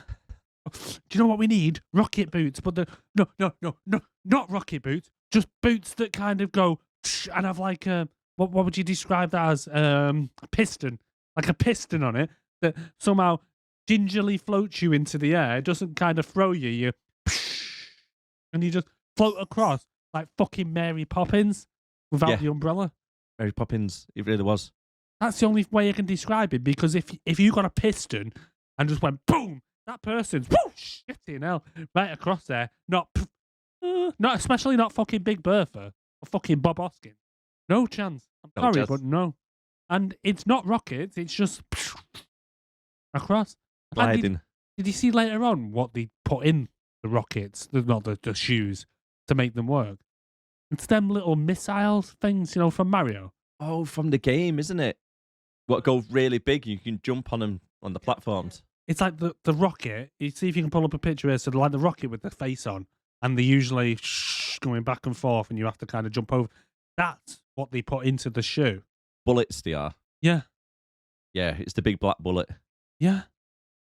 That's what they put into the shoe to power them. Yeah, because I seen them put them in earlier, but I didn't know if that was powering them. I thought that was just like it was going to make it a big explosion, but then he just shoots it into Bowser. Yeah, fucking stupid. Get to that later. It's like they missed the whole point of Mario. I mean, not once did he jump onto a box or a loot box or something. I was about to say that. Not once. And yeah, he did. He does go down a pipe later on, but we'll get to that. But yeah, They carry on walking around the city now, don't they? And they bump into the musician, it turns out to be Toad. yeah, And then they get arrested for being a plumber. for being a plumber. Yeah, And then whilst they get to the police station, we find out none of the cars have brakes. Because for some reason, again, for cocaine, they thought, instead of having brakes on a car, hear me out, they're powered like a bumper car in a fairground. But to stop them, it's like an aircraft carrier with a piece of wire. it is. That catches them to slow them down. It's Right, so you're telling me when they come up towards a junction, they've got them tripwires. So that comes up, stops the car. What about the 5 cars behind them? It won't stop them. It just crash into each other. as you see later on anyway, everybody crashes all the time when they're driving. And then, how did they start again? Because will they have to get out their car, unhook the wire, to then move forward? They must do. Maybe they just have a team that just come out and just because they're just I don't know. Stupid. I don't know. I'm just gonna say I don't know. But it's like someone went to a fairground and went, fucking hell, look at these. I've never seen one of them before. You've never seen bumper cars. No, what are they being powered by? See that net on the top? They have like a thing, see it? You see that? And it sparks every now and then. Oh yeah. That would be a brilliant idea. Let's fucking do it. Let's do it now. Let's build a whole city built on it. Yes, amazing idea. And But then they can't drive out of the city, though. well, no, you can't go off the electric grid. Fuck no. Don't be silly. No one's going to go outside the electric grid unless you're a dump truck later on that somehow I noticed that. gets powered by You air. see sparks on the top of it. There's no netting on the There's top. no netting. Shit fucking film. That's how you describe it. Now we're at the police station and they get booked in, which is just absolutely chaos. And I told you about this, didn't I, before you watched it? Yeah. There's a police officer in the background, for no reason whatsoever. It's like they're arguing with somebody. He picks up a wine glass, smashes it on the side, and then starts trying to stab someone just off camera. For no fucking reason.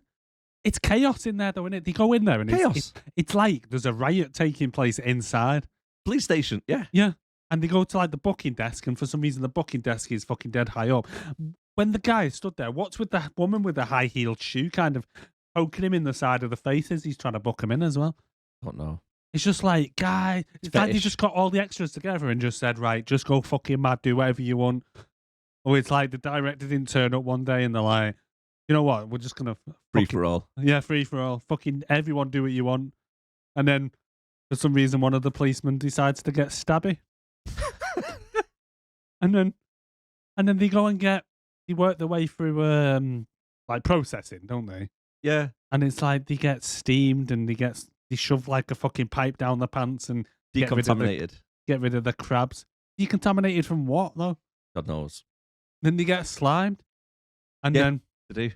and then what's with the firing squad thing? Oh, the To take cameras. a photo.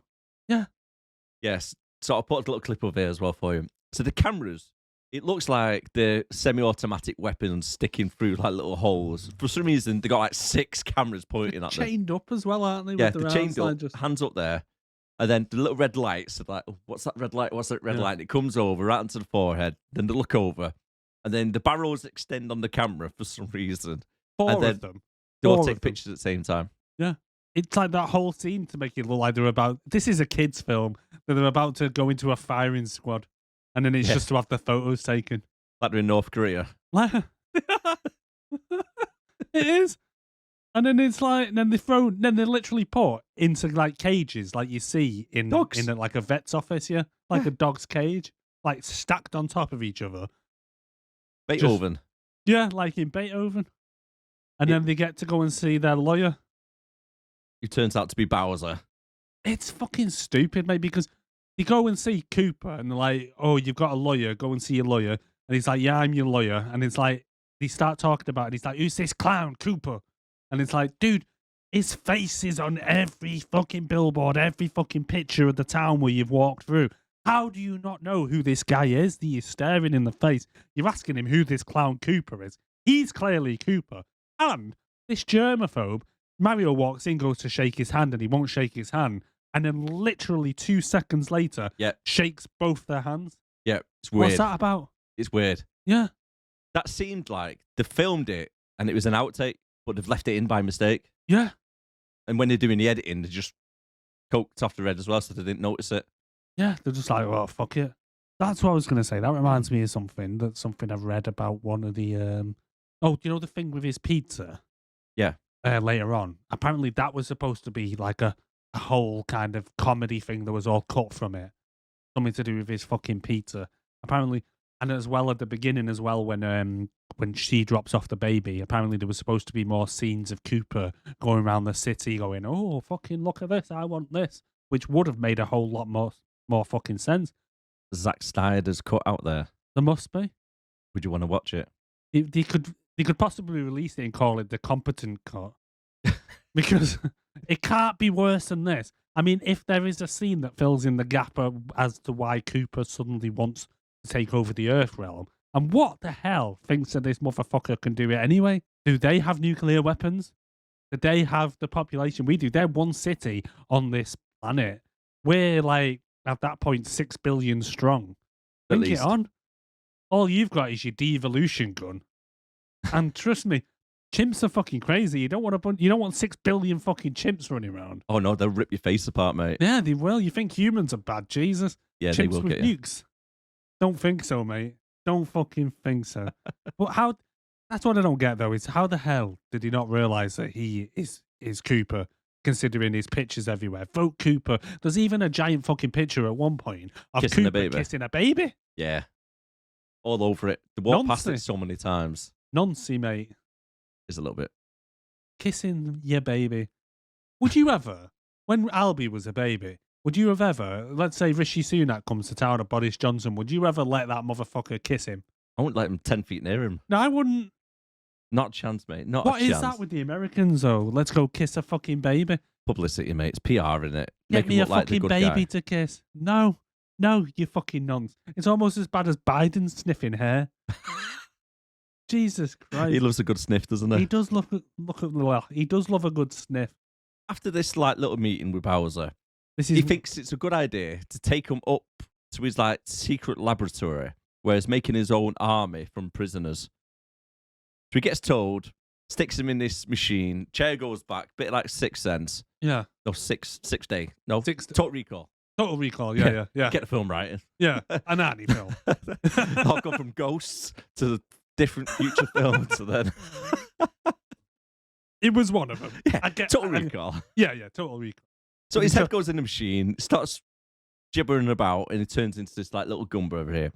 And the head goes fraction smaller, but then to come out 4 foot taller in height. Yeah, and now he's in 11 foot, whatever the fuck that thing is. He's currently about to eat Darren's head. They are about 10 foot, aren't they? Yeah. About 10 or 11 Fucking- foot. Yeah, they are big. Fucking crazy motherfucking things. I've turned into an owl now. Who the fuck came up with this fucking shit? Who was... The thing is, right, have these people ever actually played Super Mario Brothers? No. They mustn't have. Do you No. reckon? Do you reckon at some point in the future they've kind of come across and gone, what's that game you're playing there? Super Mario Brothers? Well, hold on. Didn't you fucking direct the film back in the 90s? Yeah, but this isn't what I was given. It's like this is what? You think the directors of this, if they're still kicking about? I mean, I think they are, or whatever. I've watched the latest Super Mario Brothers and gone, oh, That's what it should have been like. that's what it should have been like. Now they're sober and like in the 70s or whatever, they're like, that's why I got so much hate. Right, so that's what Toad's supposed to look like. That's King Koopa. That's Bowser. Oh. Yeah. Oh, then what the fuck did we do with Dennis Hopper? Someone somewhere, sorry, they must have took a picture of Bowser from the game, took it to a makeup artist and said, can you make Dennis Hopper look like this? And they've gone, all right, hair gel. All I can think of. It's like preschool, isn't it, when they do their own drawing? It goes, Yeah. here's a cow. It's like a circle and a big circle. So it's a squiggle. Yes, that's a lovely giraffe. It's a cow, Daddy. Oh, yes. Oh, I see it now. Personally, I feel that a director should not direct or be anywhere near a video game movie if they are not a gamer. No. I mean, a director should be completely focused and know everything about what the hell they're supposed to be directing. If you're making a film, for instance, about Napoleon, you should research and know exactly who Napoleon was, what he did, what he ate for his breakfast, who he shagged at night, how many times he tucked it a week. You should know everything about that motherfucker. If you're making a Mario Brothers film, you should have completed every single game, done speed runs, been to the conventions, Yeah. fucking sucked off the creator of Mario, been to Nintendo HQ. Because otherwise, you end up with this. Exactly. No research. No. Completely no research. This someone who's not a gamer, gone in blind. It's a script for you. He's looked at the scripts and gone, right, yeah, we could do this. We could do this. And then he's got his missus with a different view on everything, and then it just turns out to be this. That would kind of make sense as to how this has turned out, is the fact that they've had the script but not bothered to check out the source material. This is their interpretation of this script.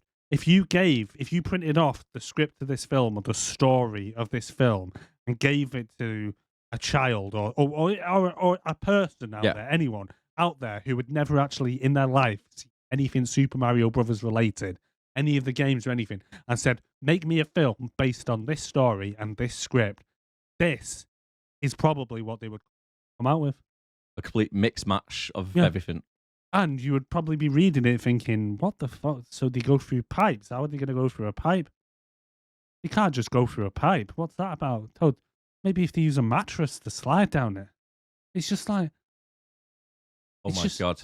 It's just fucking stupid. You're completely right, aren't you? Because when they're reading the scripts, we go, right, they've gone through a pipe to teleport to there. Like, they've gone, why would I go through the pipe? Just go walk through it? No, let's make it a little bit more fun. Let's like have the pipes instantly freeze because the heating gets turned off. Yeah. And then they can slide down. So Mario goes to a place called the Mushroom Kingdom, but the mushrooms... Oh, well, we could have a devolution machine that turns the king into a giant mushroom, and then it's the Mushroom Kingdom. King's a mushroom. Kingdom mushrooms. Oh my God. Right, okay. And then it's like... Right. There's a character who's a toad. You mean like a little... And he's supposed to be a mushroom. Oh, no, maybe he's just got like a mushroom kind of shaped head or something. Oh, yeah, that'll do. And what's Bowser again? What's King Koopa? He's some kind of dinosaur turtle thing? Oh, right. Dinosaurs are big at the moment. Jurassic Park's coming out. You see what Spielberg are doing? We can use dinosaurs. Perfect idea. You can see it now. Right. That is why I just grabbed my head a second ago, right? Because as you're talking that, you're making it sound so dumb. Like you're dumbing it down so much. Well, that is their logic that they must have done. It must have. It is definitely 100%. 100%. Yeah, it makes 100% sense when you're saying it like that. Yeah. It's like, yeah, that is probably what has legitimately happened. Yeah. And it's the simplest form, connecting one to the other. Yeah, and then they're like, oh, they've got an army of like, what are they, turtles, little dinosaurs? Oh, no, there is a dinosaur in it called Yoshi. This Yoshi sounds like a dinosaur. We can make him into a little tiny little T-Rex or something. Like a little raptor. Yeah. And then we'll have to, while we're on the de-evolution thing, we can have him, this could be the plot of the film, that he de-evolutionizes people back to Jurassic era or whatever. It's just, and then they just spent 30 million of their budget on cocaine and decided to let the extras just run amok everywhere and just be like, wow. Oh my God. And again, anyway, so we're going back to the scene now. So we're in the de-evolution machine, and they've just created this fucker up there, this Goomba. Bowser gets pushed into the chair, which automatically slides him back. The machine goes onto him. You see his head like jittery a little bit. Why doesn't anything happen to him? That's literally what I was going to ask you. Why it first of all, Luigi suddenly knows how to use the machine, and it shoves him back. But yeah, why does nothing happen to it? All that happens is his eyes kind of go a bit lizardy for a sec, and then he kind of just shakes it off and walks it off. Like, what? Walk it off, dude. Walk it off. It's fine. Literally, nothing happens to him. Nothing happens to him. No. Really weird. Is that because he's a T-Rex or something? Or what? Why doesn't it work on him? And then all I can say as well is it was just so nice of the other Goombas to let Toad keep his little harmonica just so we can tell him apart. So nice of them. I mean, he still had the marking on his head though as well. You know it is? Yeah. Oh shit, he does a bit there. Yeah, you can see a bit of a stripe, can't you? Yeah, that's why I clocked onto it later on. I was like, that's actually him. Because obviously he keeps the harmonica as well, doesn't he? Yeah. Just so random. Yeah. Even though he got arrested for playing music, but to go give him an instrument later on. Yeah, dude, have this harmonica. Oh, thank you. Goomba. Goomba. Anyways, so Mario and Luigi are now trying to escape the police. Oh, mate. As they're escaping past all the other prisoners, what are in dog cages, they're sliding around. Cages. Managed to get into cars, what hooked up to power lines like bumper cars that were mentioned quite a few times already. And then there's a little bit of a police chase on the go. Mate. This does not make sense whatsoever. No, none of it does. It really doesn't.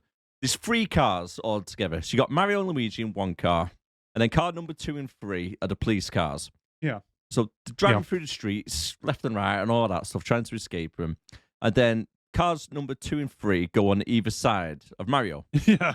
And they got flamethrowers. So they're shooting the flamethrower through like the passenger side window of the cars, and it's going into the back windows of the Mario car. Yeah.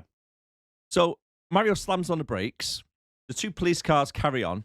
And for some reason, they carry on shooting each other with a flamethrower. Yep. What is that about? And it causes a lot more damage than it did to their car. Oh, yeah, 'cause they blow up. They carry on shooting each other. Not like once. Just It was like 4 or 5 times. Flames coming between each other. fucking idiots, mate. Fucking idiots. Did you not see the cars like stopped so you don't carry on firing? No, it's just stupid. And what is with them guns anyway? Because they don't actually fire a projectile or anything. It's literally just a poof of fucking flame, innit? It's like half a foot.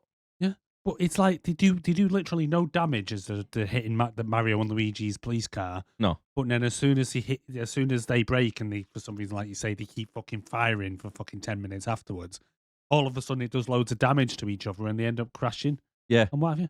It makes no sense. No. And another bit as well, which I did notice, which made me laugh quite a bit. With like the crazy extras. Yeah, yeah. So when the car like escapes from the police station at first, the car drives out down the road. It's like 100 yards down the road or 200 yards. Yeah. One of the police officers runs out, fires the gun, and it literally goes 2 feet in front of him. Yeah. It's like, why are you even trying to shoot a flamethrower when the car is like 400 yards away? Well, that's exactly what I was wondering because that's when I was thinking, are they actually firing anything out of these guns? No. Out of these guns, or is it just that it'd just be like getting a lighter and going, I'm like standing there and going, I'm going to burn you. We never saw can. That's it. Yeah. That's how big of a flame was coming out of it. Yeah. Fucking stupid. But not only that is when Mario and Luigi decide to try and rob the car, they get in there and Mario's like, oh, how the fuck do I start this? And Luigi's on the computer because all of a sudden now Luigi's kind of a tech geek and knows how to use computers and kind of logging into it. And then Mario's going, oh, it's turned on, you managed to do it. And then all of a sudden there's like 20 fucking levers in between him and Luigi. Yet he knows exactly how to move them in the right order to get the car to go. It's like, why do you suddenly know how to fucking drive it? Yeah. And then the other fucking stupid thing is after they've crashed and everything, Mario says to him something like, okay, you drive, and just fucking takes his hands off the steering wheel, just fucking sits there like that, while Luigi goes to drive the thing, and then just lets the car crash straight into another car. Oh, he goes on top of the roof, doesn't he, of another car? But Mario, being a little fucking hissy fit bitch, just goes, it'd be like me and you driving along and me going, no, go this way, go that way. And you go, you know what? You just drive while you're heading straight towards another car. Not joking or anything. Just like, no, you fucking drive then, I'm done. And then they crash. Both dead. Yeah. And then somehow they end up on top of another car. But it's like the car below doesn't notice that they've got a car on the top. Because even Mario and Luigi are kind of like, I hope this guy below knows where we're going or whatever. And he's just like, no. First of all, Mario, you don't just let go of the steering wheel and just hope for the best when you're literally driving towards another fucking car. And second of all, if someone does that and then somehow ends up on the roof of your car, you're going to fucking notice. Oh, you're going to notice. Yeah, there's be a little bit of damage there, won't there? There would be damage. I imagine there'd probably be a lot of noise as well. It's fucking bullshit, mate. Wait, technically, if that car is on top of the civilian car, the civilian's car would no longer be touching the cables on top, so it shouldn't get electric to carry on driving. Good point. So it's going to stop. Eventually, because obviously there's no brakes. Yeah, that's it, the little brakes. And then continuing what you were just saying then, when they're driving down, he says, oh, which way does it go? He goes, turn left, and he turns right. He goes, I knew you'd go that way. Yeah. Just when he says, like, take the tunnel or take the whatever, and he tells him not to take the tunnel, so he takes the tunnel. how much of a little bitch is Mario in this? They make Mario into an Really bad. old man Yep. stuck in his fucking ways who's a little bitch. And then you've got Luigi who kind of just thinks, oh, well, it'll all work out in the end. Oh, the fucking fungus is trying to tell us something. The mushrooms are trying to tell us something. And Mario's like, fucking, I've got to fucking walk down this street one more time. Too many fucking stairs here. Oh, Jesus, where's me? I'm a fucking plumber. I'm not made for this. Fuck's sake, I just want to lie down. That's what he may as well have been like, because he just fucking moans. And he goes, and everyone he meets, and he goes, oh, hi, I'm from Brooklyn. I'm walking here. Fucking Hey, I'm working. He's just a grumpy old fucking bastard. Annoying And grumpy old bastard. By the way, it's a shit film. By the way, Do you spoilers. notice as well when they go through the tunnel as well? They go to the Kupari Desert. Yeah. And then all of a sudden they come off the electric grid, and he's like, Mario, we can't go this way. It's like, you just fucking told him to go that way by telling him not to go that way. Yeah. You're like, and then all of a sudden you're like, no, we shouldn't go this way because there's fucking GPS, the sat nav's telling him not to go that way. And then they get saved by the fungus. Yeah, because as it comes out the pipe, they fall off an edge of a cliff. But because they've gone through that much fungus, it's like a net, really, isn't it? So it springs them down, a bit like a bungee. It comes literally half a foot from the ground. Bit of coincidental. I know, just Nice and slow for them. And then we skip back to Bowser, who's taking a mud bath. Why is he taking a mud bath? I don't know, but who is with that? his missus? Who is shit? Who is Lena? Never heard of her in a game. I think she just kind of turned up on set one day and he was just like, okay, do you want to meet Dennis Hopper? And she's like, yeah, okay. Maybe she applied for Daisy originally, and they'd be like, no, you're not got the job. But she turned up on set thinking she's going to be starting filming for Daisy, and they'd be like, oh, yeah, we signed a contract with you already. A little bit like that guy from Under Siege. Yeah. No, you got to pay her. You got to pay you either way. And they're like, right, okay, we've got to pay you regardless, because, we hired you now. But instead of playing Daisy, you go play the main bad guy's sidekick. Yeah. And she's like, I don't really want to, like. Okay, but the kicker, you get to really hate Daisy on this. You get to really just fucking hate her. And at one point, you can try and get a bit stabby with her as well. Yeah. She's like, do you know what, fuck it, I'm going to stab this bitch off. Yeah. I think again, that wasn't in the script. Yeah.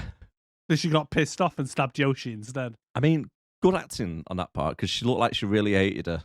Yeah. She looked like she hated everything. I mean, she's like 65 million years of listening to this motherfucker moan. Yep. And I don't even, yeah. Spike and Iggy then get put into the Gumba machine, but instead of putting it on de-evolve, they put it on to advance and come out super smart. All they did was increase their vocabulary. That's all it did. It didn't make them any smarter in the slightest. Oh, we see that in a minute in the desert. We see that when he comes out and he goes, what's the square root of 26,481? And he answers 191. Gets it it's wrong. Not. He gets it wrong. But from what I read, it's like the actor got the original number wrong, because it should have been 36,481, not 26,481. He got the first digit wrong. So the square root of 36,481 is 191. I hope you follow that at home. Yeah. So basically, the actor misread it. Well, He said the first number was a 2 instead of a 3. But for some reason, no one bothered to check it and kept it in the film. So obviously, no one was sat on set with the script, if there was one. No, because at this time, as they were filming it, director is like going, what's this over it? Oh, yeah, okay, missus. Yeah. As it looks back up after doing a sniff, Where's just missed it. Where's me fucking wife? What did he just say? Yeah, sounds about right, yeah. Making sure she's not in the room. Right. But literally, all it didn't make them any smarter in the slightest. It just increased their vocabulary, because all they tend to do now is just use slightly bigger words. And a bit faster. Yeah. Yeah. And he goes, oh, if it isn't our malevolent dictator, shut up.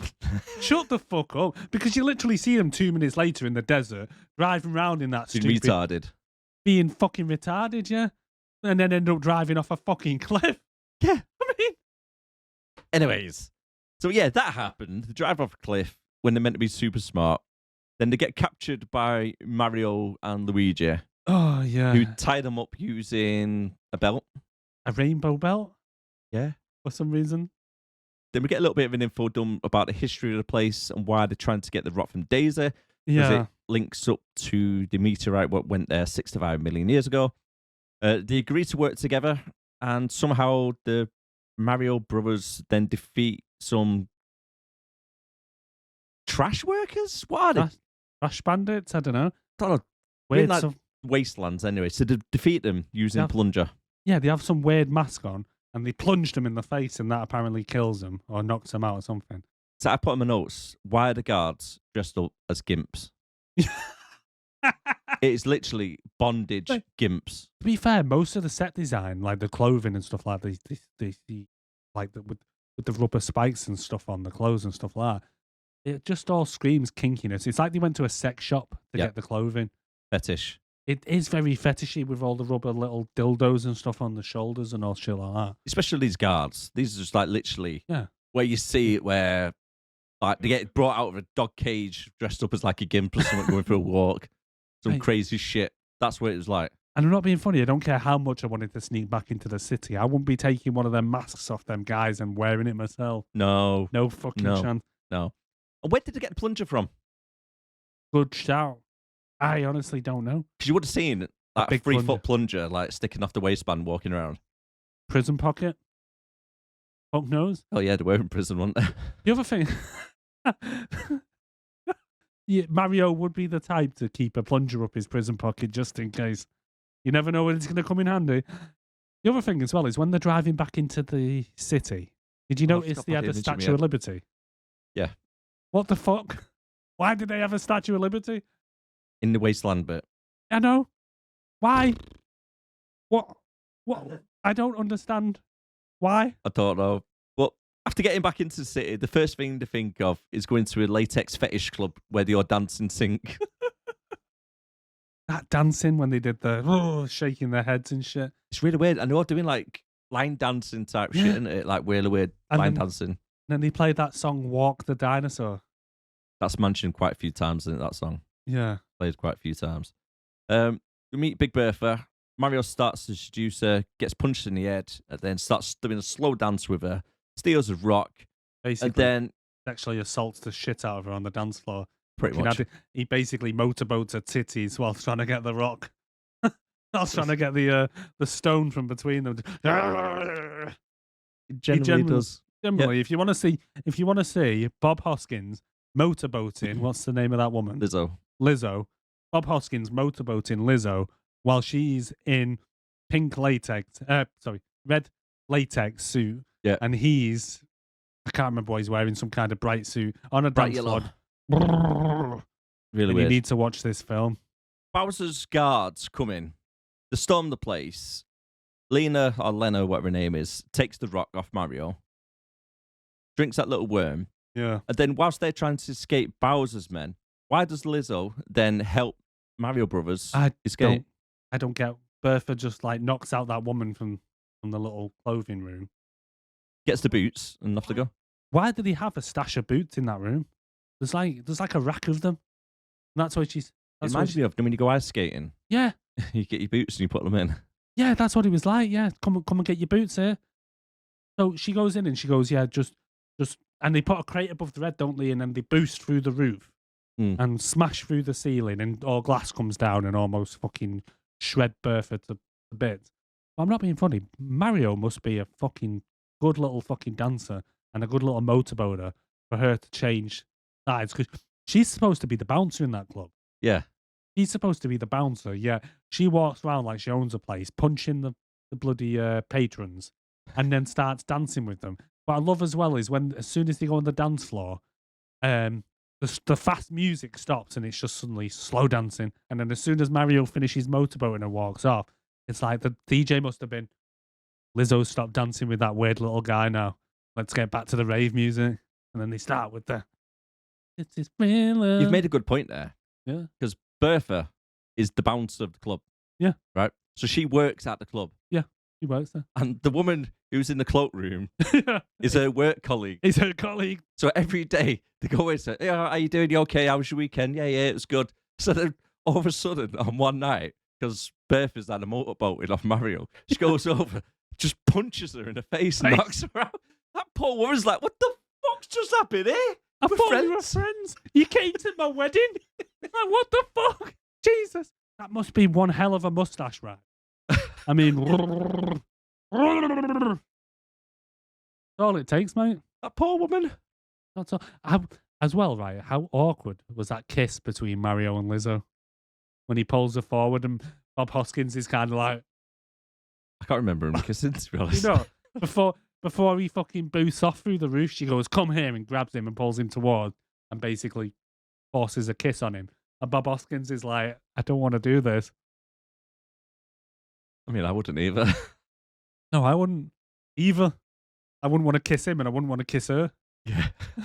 Jesus. So back at Bowser's lair now, aren't we? And we see Bowser speaking to the slime, which is everywhere. And it turns out it's the old king. It's been de-evolutioned. De-evolutionized? Evolution. Yeah, devolution. Yeah. Is that an actual word? Evolution. Evolutioned. De-evolutioned. Go with Anyway. devolution. Yeah, go for that. The fungus keeps giving fucking Luigi bombs as well. A bit dodgy. Terrorist. Fucking Al Qaeda of fungus throwing bombs about the place. He definitely wants to blow some shit up, doesn't he? He I does. mean, where does he keep getting all the bombs from? Don't know. I don't fucking know. But every time Luigi walks past it, he's like, "Fuck me, another fucking bomb." Like, Jesus. Forget that. Might come in handy later. Yeah. Oh, mate. And then we see Bowser, for some reason, is ordering pizza through a TV screen. But he's with the holding gun. a gun to the TV screen. I know. He's like, "You're under arrest, like, I'm going to blow your head off if you don't take this order correctly." And the pizza guy's like, yeah, so what do you want? This is what you want, tear that to a head. Well, she uses the same type of thing later on, and basically it's like a pointer for the screen, but it's in the shape of a gun. So when instead of like a touch screen, you have to use that like a light gun, like you used to get back in the day when you'd have like Time Cop and shit. I was about to say that, yeah. It's like one of them, and Time she has Crisis. Yeah, Time Crisis. Sorry, not Time Cop. We have done Time Cop though. Give it a watch. They have to select stuff on the screen using a fucking gun. Random as fuck. Yeah, it's a bit weird. Get me the best technology. We've got millions. Well, we've got a couple of grand left because most of it's been spent on coke. What's the latest technology? Use this gun to point at a screen, and it's like, wow, that's the future of technology. That's what a dinosaur would use. Maybe it was the same amusement arcade when they seen the bumpers and Time Cop was. Well, Maybe Time Crisis was there as well. Maybe they went right. They said, "Oh, I think we need to check out this Super Mario. Maybe we'll go to an arcade." And they're like, "But they don't have Mario at arcades." No. And it's like, They've got bumper cars. and they're like, "Well, we'll just go anyway." Oh, bumper cars. Oh, light guns. That's a good idea. And then next door just happened to be a sex shop. Yeah. Oh, we can get all the costumes from here. They've got a sale on at the moment. Yeah. And then they head round the back to meet with the coke dealer. Definitely something was going on. One hell of a strip mall, that. Fucking Jesus strip mall, Christ. literally. Yeah. Jesus Christ. Oh, Jesus. And then Mario and Luigi are now in the basement of Bowser's lair. And they start turning off the heating system. I don't know how he knew it was a heating system. You know, after being 30 years of, he knows what pipes look like for the heating system. Because he's the pipe whisperer, remember? Yeah. He listens to them. And then for some reason, He just walked in and he went, "Right, pipes, tell me what you are." We're heating. which just turns the place into ice instantly. Really weird. But for some reason, they had an alarm system on heating. As you would. And then they think it's a good idea to go into the dressing room, find some outfits, and they are dressed in the signature outfits, red and green. Yes, but you can kind of see the back of him above me. You can see Luigi's ass. Again, fucking terrible. You get Iggy and Spike get brought to Koopa, don't they? Yeah. And I just want to know, she brings him in and goes, "These guys were plotting your overthrow at the club." When did that happen? They were literally they were just at the bar having a drink. That's a good point, actually. and then all of a sudden they were plotting their overthrow. I'm not gonna lie to you, mate. I kind of started losing a bit of interest towards the end. I was watching it. That's why I'm like, kind of like, because then the craziness just gets even worse because they get into an elevator full of fucking Goombas. This is the only part I remember from the film. I remember them getting into their outfits. Cause I think I seen this film on the cinema when I was a kid, you know. I think so as well. And I remember this scene where they're in the elevator and they keep hiding behind the other Goombas, don't they, to stay out of the way. Even though when they first walk into the elevator, you would definitely have seen them because the walk's right next to them. Yeah. And then they start swaying them to the music and they all start dancing. That's the only thing I remember as a kid. Yeah. Weirdly, same. When they get into the uniforms, because I think I remember seeing this as a kid and I kind of remember coming out thinking, what the well, obviously I didn't think this as a child, as an 8-year-old, but I remember, what the hell have I just watched? I remember it being a good film. Well, for an 8-year-old, maybe, but yeah, but then, so Luigi goes up behind one of the Goombas because more and more keep coming into the elevator for some reason, and he grabs behind him, and then he just starts swaying him to the music, and then that causes them all to start dancing. Now, how? Have I missed something? How does making the Goombas start dancing help them escape from the elevator? Not a clue. What is the point of it? There's no context to it. There's no need for it. It's just there for the sake of it. It's really not. And then while this is going on, Koopa's missus comes in to see Daisy. Yeah. And this is where Daisy kind of sees, well, I think she's met Yoshi already, but then Yoshi's in the room and Yoshi's this cute little dinosaur that they almost treat like a little dog. Yeah. And it's like, I'm not being funny. That looks like a vicious little fucker. I Rip wouldn't your be going pieces. anywhere near it.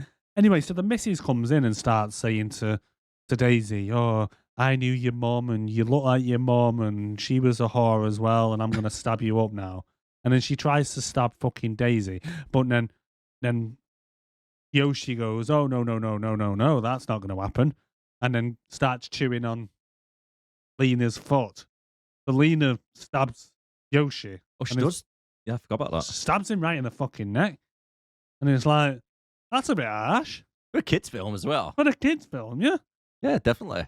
And then Toad gets set on fire. Why? I put that as well. Why did the other Goombas set Toad on fire? I don't know. For giving Daisy some food? He had a plate of food in his hand, that was it. Yeah, because he brings the food, doesn't he? And she goes, oh, I'm a vegetarian. Have you got any vegetables? And he's like, yeah. I heard you got a bone pit I can visit. It's like, I'll bring you vegetables. Yeah, and then just because he does that, she's escaping at this point because Lena's obviously failed assassination attempt. And then he brings the vegetables and then they set him on fire. Yeah. Bringing the vegetables. Jesus Christ. They've got a strict regime. They definitely don't like vegetarians in that place, do they? They really don't, do they? Jesus. And then Mario and Luigi, they come to a dead end whilst they're running around. It looks like a mine shaft, doesn't it, when you're looking down. And then Luigi says he's got to jump. So Mario closes his eyes. And then Luigi's like hovering above it. But, however, mate. He's using like a cable behind him, but he's telling Mario he's flying. Are you trying to get Mario killed? I think at this point he is. Because he's like, look, Mario, look, I'm flying. Jump off. It's fine. Jump off. And he's like, what? Really? He goes, yeah, just jump off. It's all right. It'll catch you. Yeah. Bear in mind, he's hooked himself to a cable. He's perfectly fine. Mario jumps off. He goes, oh, shit, why did you do that? I know. He goes, oh, Mario, no, don't actually. I've got a hook on me. No. Oh, well. Oh, shit, he's bounced back up. Fuck's sake. Bloody snot. It is fucking stupid. Like, do you think that Luigi genuinely thinks that he was flying and he didn't realize that because all through this, Luigi's kind of like, oh, you must take a leap of faith type of fucking guy. So when he does come to the crossing, he decides, oh, I'm just going to jump it and see what happens. Do you think he realizes he does have a hook? Or do you think he is trying to get rid of Mario? I think he was trying to get rid of Mario. I think that as well. He wanted a standalone movie. Yeah. I think he's like, Mario just won't stop fucking moaning. He keeps speaking to fucking pipes every 5 seconds. And he's doing, all I want to do is go and get laid. And he's telling me, oh no, come back. No, don't do this. He's just fucking, he's being a Debbie Downer the whole time. Yeah, he really is. And then Daisy, being so clever that she is, thinks it's a good idea to use the tannoy system to tell Mario Brothers exactly where she is. Oh no. And she just, the first thing she clicks on just happens to see them in the bowels of this massive fucking skyscraper. That's a good point. Just happens to find Mario and Luigi. And it's like on Double Impact, innit, where Griffith starts speaking through the tannoy of the ship. Yeah. And it just so happens that they hear him. It's the Yeah. same type of thing. It just so happens that she sees them on the Cliche. screen after selecting them, and that they can hear him. But Street Fighter. Same on that.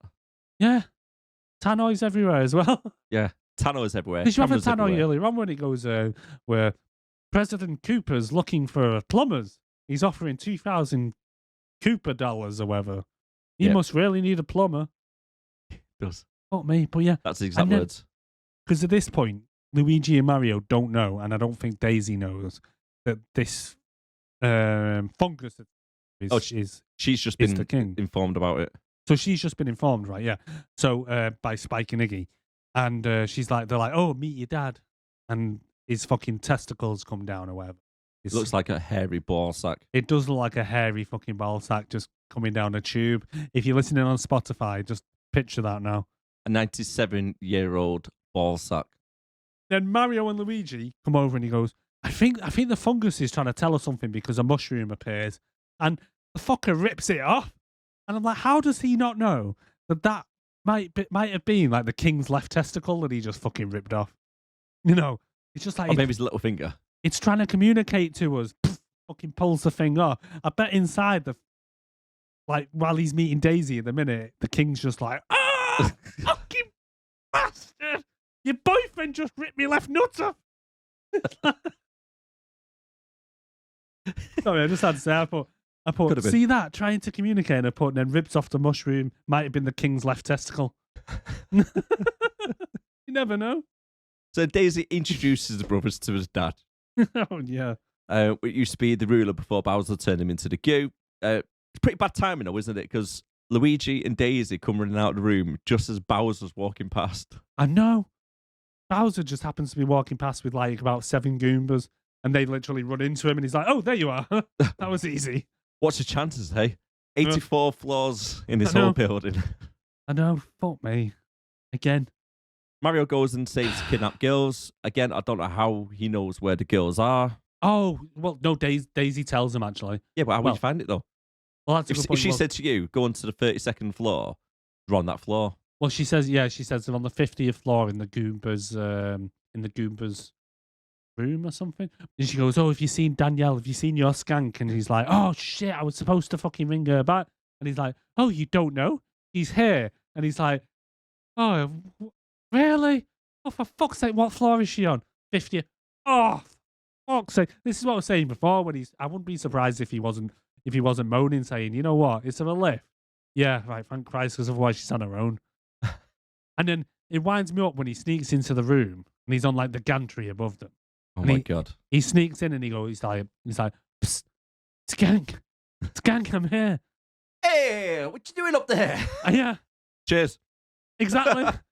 and she goes, yeah, because the skank goes over to one of the other girls and goes, my boyfriend Mario's there. Hey, Mario, what you doing, man? Hey, I'm walking here. And it's like, fucking what?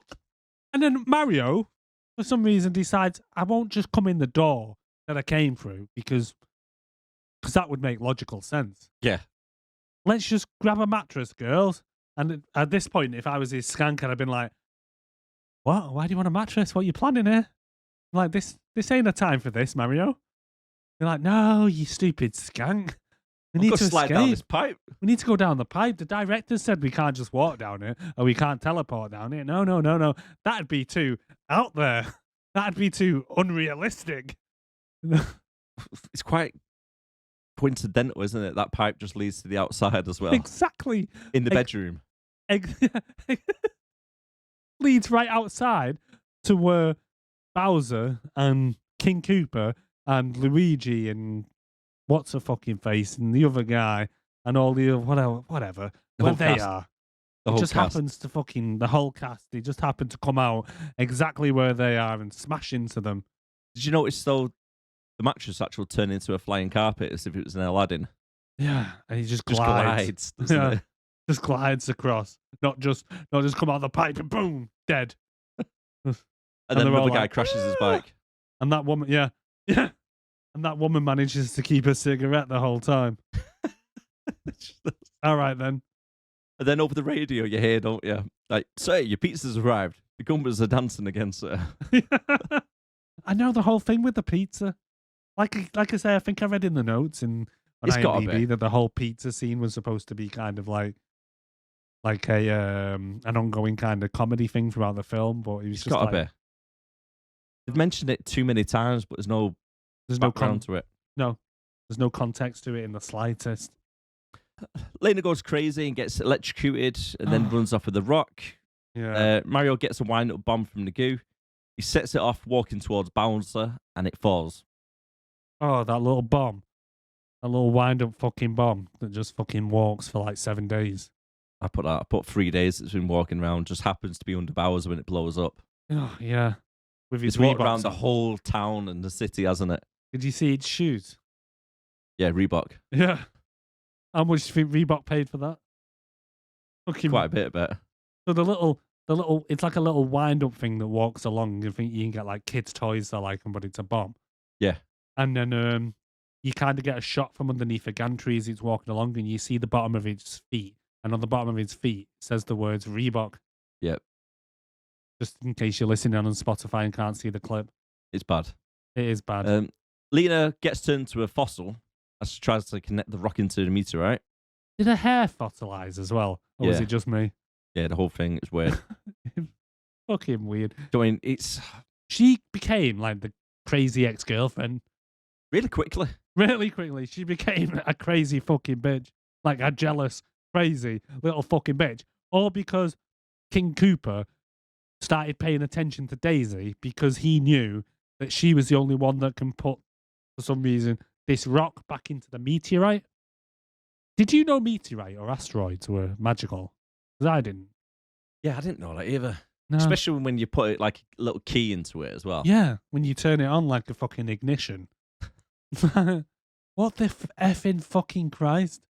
I don't know why I said effing and then fucking. I thought you did it all the time. It's gone Tourette's. I've gone back to Tourette's mode. I'm sorry, Yeah. guys. It's It's this stupid film. films. It's this stupid fucking It's film. stupid films. It does it to us. It really does.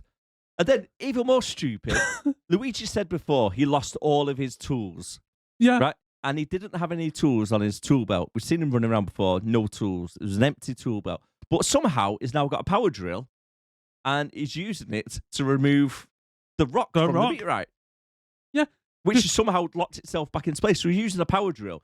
Then he gets a corkscrew as well out of his belt. He gets a spanner out and everything else. He's got a full tool belt next to him. But yet, 10 minutes earlier, he didn't have a single tool. Do you know what you could have used for it? A plunger. Yeah, that would have worked perfect. But dude, the other thing as well, right, is so at this point she kind of realizes, oh, I'm the only one that can fucking stand the power of this asteroid to plug this thing back in. So she goes into the middle and then it all starts fucking kicking off. And just a little side note, John, whatever his name is, Luigi's acting in this. Obviously there was none of the special effects there. It was all done in post. But he's just like, oh, oh, oh. Anyway, that's my impression. But then she says, come on, Luigi, I need your help with this. And it's like, I'd be like, fuck off, bitch. You just see what happened to that other bird that stepped in there. Why do you want me to come along? Are you fucking mad? No chance. You can withstand it, but I'm waiting here. No, I will throw you the tools and I will show you what to do, but I'm not stepping in there. No, thank you. That bitch was fossilized. Yeah. Even her hair Instant. was fossilized. Instantly. Not to mention, like, 10 minutes ago, she was fucking electrocuted as well. Yeah. And throughout the whole film... That bitch is having a bad day. Yes. Throughout the whole film, Bowser is always saying to everybody, he's going to make the two worlds merge. Yeah. Okay. The rock is now inside the meteorite. Yep. Bowser, Mario, and two Goombas, they're the only ones that transport to the other world. That was lucky, wasn't it? Why was it only them three? Why wasn't any like random people falling off the bike in the background or the old woman and stuff? Why didn't they go? Why Or was it Big only them Bertha. three? Exactly. And then they just happened to end up in Daisy's bone pit with all the reporters just happened to be there and Skipelli just still there waiting for them. Like they haven't left since how long's it been, this film? Like a day? Don't know. They've just been waiting there. And then, yeah. Because it was nighttime when they went through it. So it's the next morning? Next afternoon, maybe? At least. Benefit of the doubt. But if you were stood there, right, at a bone pit, for some reason, it has crowds there for some reason, 24/7. Don't know why. Yeah. Because as we know, the bone pit is down in the tunnel. So it's not like people who are stood there can see it. Right? So apparently in 1993, no fucker in Brooklyn had anything better to do than to go check out Daisy's bone pit. And they're all just fucking stood around then. And this guy appears with two fucking freaks of nature with tiny heads and shit like that. And then why did he appear on the outside and not the tunnel bit? Well, exactly. So there's that. And how does Koopa think he's going to take over the world with a little de-evolution gun, right? Which at this point, he's had pointed at Mario for the past half an hour and hasn't bothered pulling the fucking trigger. Yep. Right? And he's got like two fucking Goombas. Yeah, he's got another army back there, but they can be defeated by playing a bit of fucking music anyway. Yeah. But I'm not being funny. What makes him think that he's going to be able to defeat 6 billion humans with this little shitty army he's got? Guy's delusional. He makes Bison look sane. He does. He probably wanted his theme park as well. It's fucking... But I forgot what I was ranting about now. Oh, and then he decides to finally use his gun on Scapelli and turns him into a chimp. Because of course he does. A quick one about that. I'm not being fun. Go on. Why was nobody freaking out? Everyone laughed. Yeah, everybody starts laughing and clapping. I know. Like, wait a minute, this guy has just been turned into a chimp. I know. It's like, did you just witness what just fucking happened? Nobody's like, okay, let's back away a little bit, or scream, or run off, or do anything. Let's just laugh. Yeah, and even the guys, the Scapelli's goons, are even like, "Oh, boss, what have they done to you, boss?" And then picks the chimp up like he's his best fucking mate. And I'm not being funny. Even if you de-evil, even if you de-evil, the chimp had a top knot. Did you say? Even if you de-evolutionize a human, they wouldn't become a chimp. No. A chimp's on a completely separate evolutionary line. It might look similar, but it ain't going to be a chimp. Anyway. Don't tell directors. No, don't fucking tell the directors. Tell the coke dealer. They seem to have more influence over them than anyone. Jesus fucking Christ. And then Mario uses a mushroom as a shield for some reason. Trust the fungus. He does, doesn't he? Yeah, he shoots the evolution gun at him, and Mario suddenly puts a mushroom in front of him, and the mushroom suddenly grows big and becomes a shield for some reason. Because, yeah, of course. Yeah, as it does. As it does. And then the rock gets pulled back out, and then they both get teleported right back to the realm exactly where they were earlier. Have you noticed, though, as well, when suddenly the cars have brakes when someone tries to cross the road? Does it? I don't know. I wrote it down there. It doesn't really make sense. It says, suddenly the cars have brakes when Bob crosses the road. Who's Bob? Bob Hoskins? I don't know. Does Bob cross the road? I don't think so. You might have to cut this bit out. No, you'd be all right. It's funny. Anyway, the Goombas start dancing again when Toad plays the music. I feel like I'm doing a podcast with Joe Biden. I do feel like Biden today, to be fair. I do as well, to be honest with you. Right with them salts. Bad I think idea. I think I sniffed them and brain cells just fell out my ears or something. I feel like a brain fog. I think it's discussing this film. Gotta be. That's what it is. I think it's a combination between salt and this film. It's quite hot in here, to be fair, isn't it? And it is getting warmer by the minute. Oh, that was it. Koopa becomes a T-Rex for a second, doesn't he? A split second, but how poor is that CGI? Oh, I know. They should have called up Spielberg and said, "Have you got a spare T-Rex kicking about?" I was just about to say that. How weird is that? Sorry. No, we've been like doing this podcast too long to with each other. Oh, I know. Like both on the same wavelength. I know. Christ. God help us. And then the city cheer for the Mario Brothers because their king has just been killed. The leader. Well, their king, president, dictator. We never did figure out what it was. But how quickly did he just start whitewashing him? Like straight away.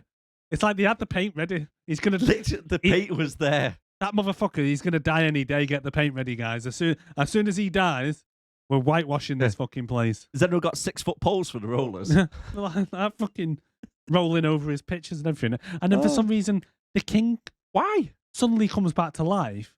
Why? It's almost like Koopa being alive or in a non-de-evolutionized state was the only reason that the king was staying as a fungus. It would have made sense if Mario and Luigi went over to the king, had the gun, changed his setting, and then shot him, and it came back.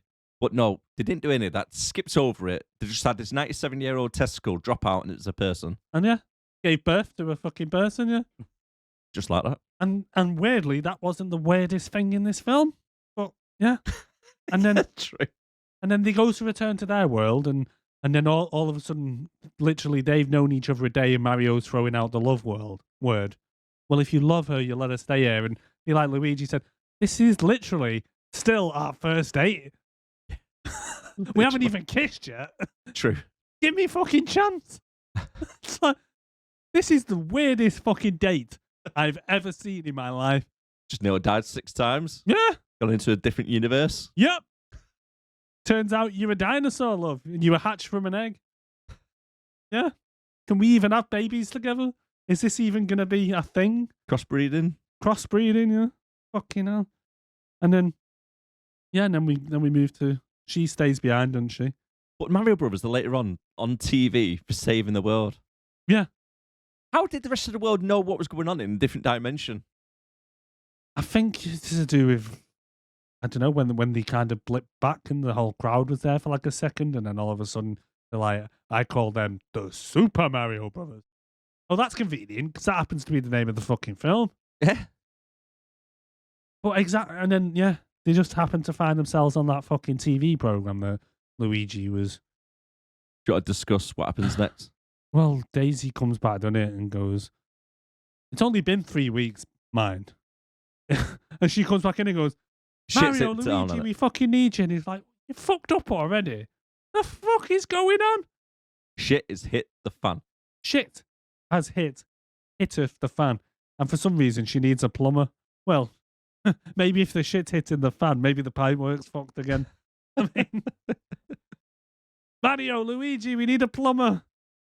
The whole thing doesn't make sense because she has grenades strapped to her chest. She's got like a big gun in her hand, as if she's like John Connor or something on Terminator, just come back from the future.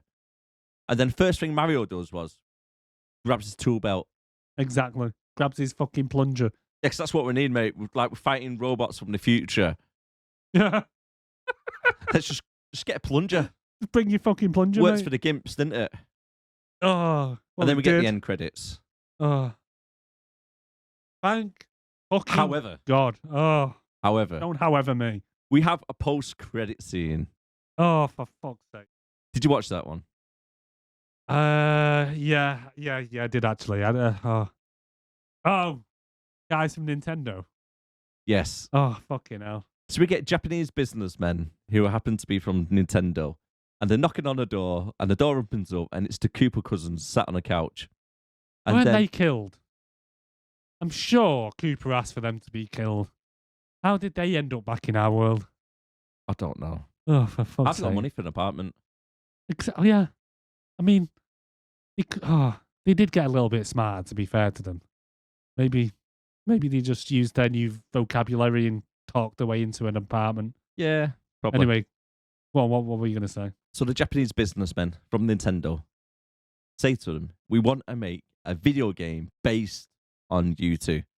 What should we call it? Super Koopa Cousins.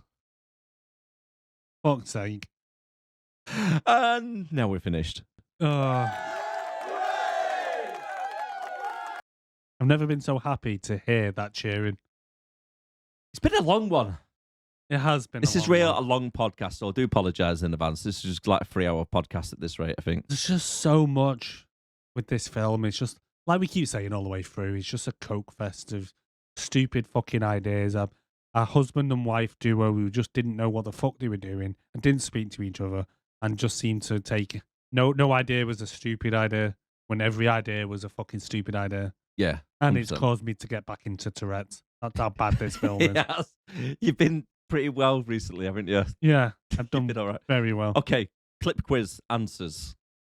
Yeah, Let's get it done. Go on. You basically turned a man into a dog. Well, that's like my sainted mum used to say. Get 'em young enough, and the possibilities are endless. Unlike yours at the moment. So let me work this through one more time. I don't pay you. You take his collar off. Correct, Amondo. You take his collar off, he beats us all to death. Now, who's the bright penny? Any ideas? I haven't a fucking clue.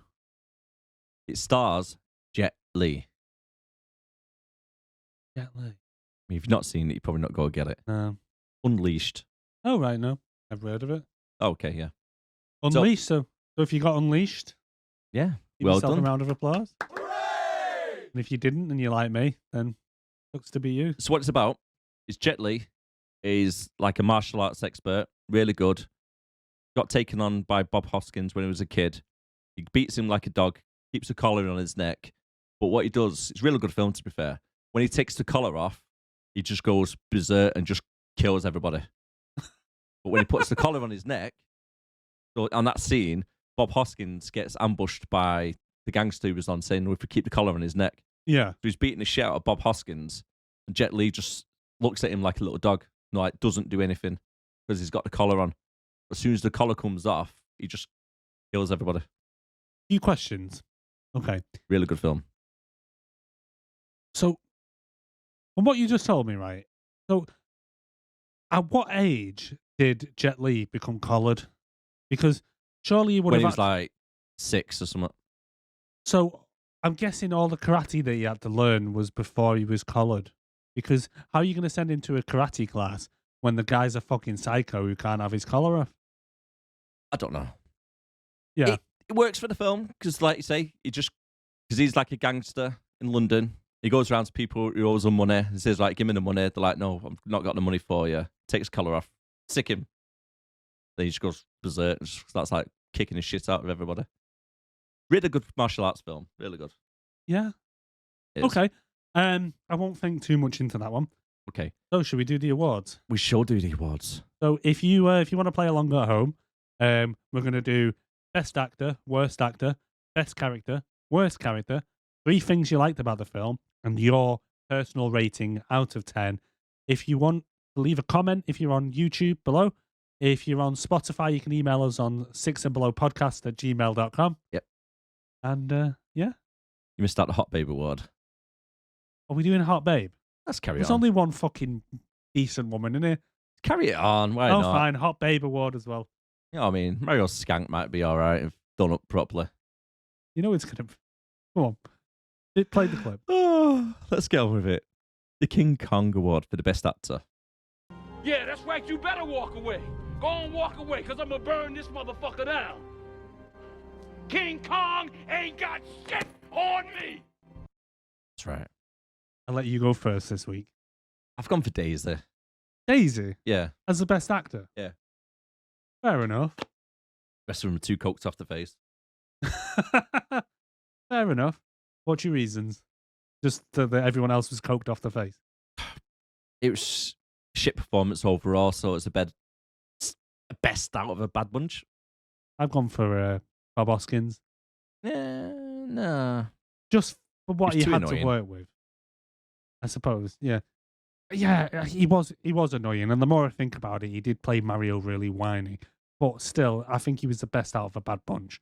I think the only one I was kind of leaning towards was kind of Dennis Hopper. But then I was a bit blinded by the fact that it was Dennis Hopper rather than his performance in the film. Mm. When I think about his performance in the film, it was kind of like, it was shit. But then again, so was everyone's. Yeah. So I just thought, fuck it, Bob. Yep. By the way, these awards are based on their performance of this film solely, not as their career. Because Bob Yeah. Hoskins, great actor in a lot of films. Yeah. Really is. Worst Actor Award. The Golden Seagull. Golden Sea. I'm gonna take you to the bank, Senator Trent. To the blood bank. Whisper. The Whisperer himself. Whisper. I've got something in here for you, by the way. Go on. Something I've made.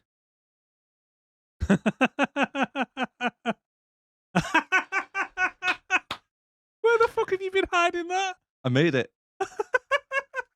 This is the Golden Seagull Trophy. Oh, fucking love it. Has he got his balls in the cup? Yeah, sitting on it. I had to glue it to a cup. Can I have a look? Don't break it. I'm not going to break it. Oh, that is amazing. The Golden Seagull. Can we put that somewhere on camera? Put it your side. Oh, the Golden Seagull. There he is. He's just there, sitting in the corner. His little golden cup with the seagull. I fucking love it. So who's getting the Golden Seagull? It's fucking ace. Oh my God. I've gone for Dennis Hopper. Have you? Yeah. Really? As you said, great actor normally. Awful in this. Phoned it in, mate. Phoned it in. I mean, look what he had to work with, to be fair.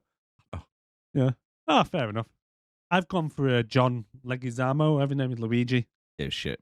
He was fucking shit. To be honest, I didn't find him that bad until that part where Daisy was turning the key on the asteroid, and he was doing that whole. He was just wank. Best character. The big man, Mario. Gumbas. Really? Yeah. Toad. Really? Yeah, Toad Gumba. I thought it was good. It was funny. Really? Bit of comic relief. Oh, worst character. Lena. Yeah, I'll give you that. I'll give you that. Hot Baby Ward. Oh no, my worst character. Oh, sorry, I thought that was the same. My worst character was the Goombas. Was it? I thought they were just fucking stupid. Fucking walking around like fucking Lurch, the little heads. But she was pointless, though. There was Yeah, no need for her to be in it. She was pointless, but so were the Goombas. I know. The whole thing was pointless, let's be honest. The whole thing, he could have left Toad out rather than doing that to him. Hey, I would have rather him done that. Yeah. Really? Yeah. You'd rather have done that to Toad? No. Left him out. Left him out. Oh, right. Okay. Yeah, me too. Sorry, go on. 3 things, you go. Hot Babe? Oh, Hot Babe. It has to be Daisy. Yeah, it's got to be. It's got to be Daisy. Because Lena's minging. Bertha's Bertha.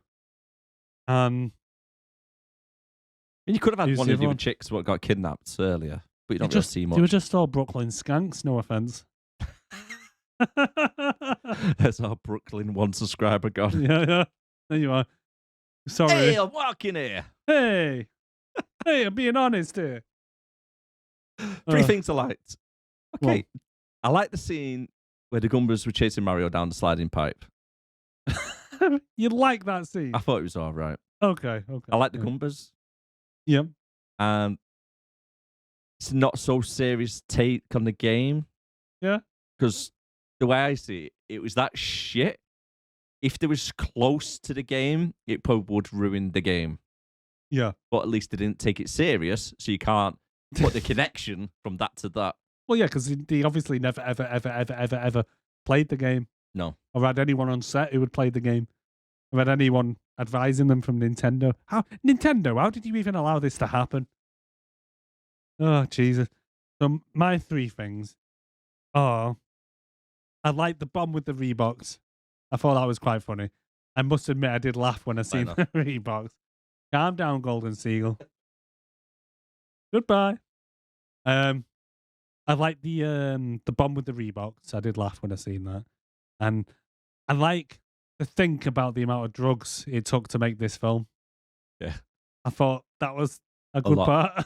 a lot. And then I didn't have a 3rd thing. I couldn't think of it. So the guy on the bike who kept on getting killed. I wonder if it's the same guy. The background characters. There we go. Yeah, the background chaotic characters. part of it. Yeah. Your rating out of 10? 2. Yeah, I've gone for 2. Yeah, 2 dead. But I would have put a 0, but someone's put some effort into it. Wall of Fame.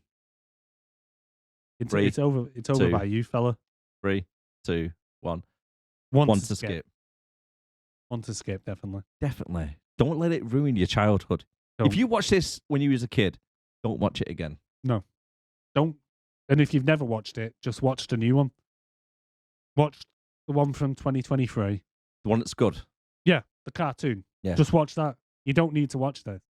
don't even be curious or anything. Listen to this. Take our advice. Don't fucking watch it. It's awful. So, can we just wrap it up there? Might as well, because I think we're done now, aren't we? Yeah, and I'm hot as fuck. Feels like a sauna in here. Yeah, well, thanks again, guys, for joining us. And please hit that like, subscribe. We trying to release videos every week. We've got a back catalogue going on. I think this is what, number 26 now? 25, 26, something like that. Give or take, yeah. Starting to lose count. But yeah, like, subscribe. Please hit that 5-star review on Spotify. Yeah. and Much if appreciated. you want to leave a comment, like I say, we're wanting to release every week. We've got a long list of films that we're trying to work our way through. Oh, next week's film, by the way, we put it in our supercomputer. Good little randomizer, and it's going to be Murder Mystery. That was it. I forgot. Another Sandler film. Another Sandler film with Jennifer Aniston. Yeah, Hot Babe Award. Yeah. Yeah, I think Sandler might get that. So yeah, join us next week for that one. And I've been Eric. I've been Darren. Welcome in to Six and Below Movie Podcast. Welcome in. Still here. Oh. That's if you are still watching. You're probably not really. If you are looking still at the watching, stats. it's because it works really well for the algorithm. But thank you. By the way, a quick one. Oh, sorry. If you're watching on YouTube, these films what are behind us, these are the ones that we've done so far. So if there's anything you'd like on here, go check out the archive. Yeah, please do. And I don't know, take care of yourself, stay safe. Bye for now.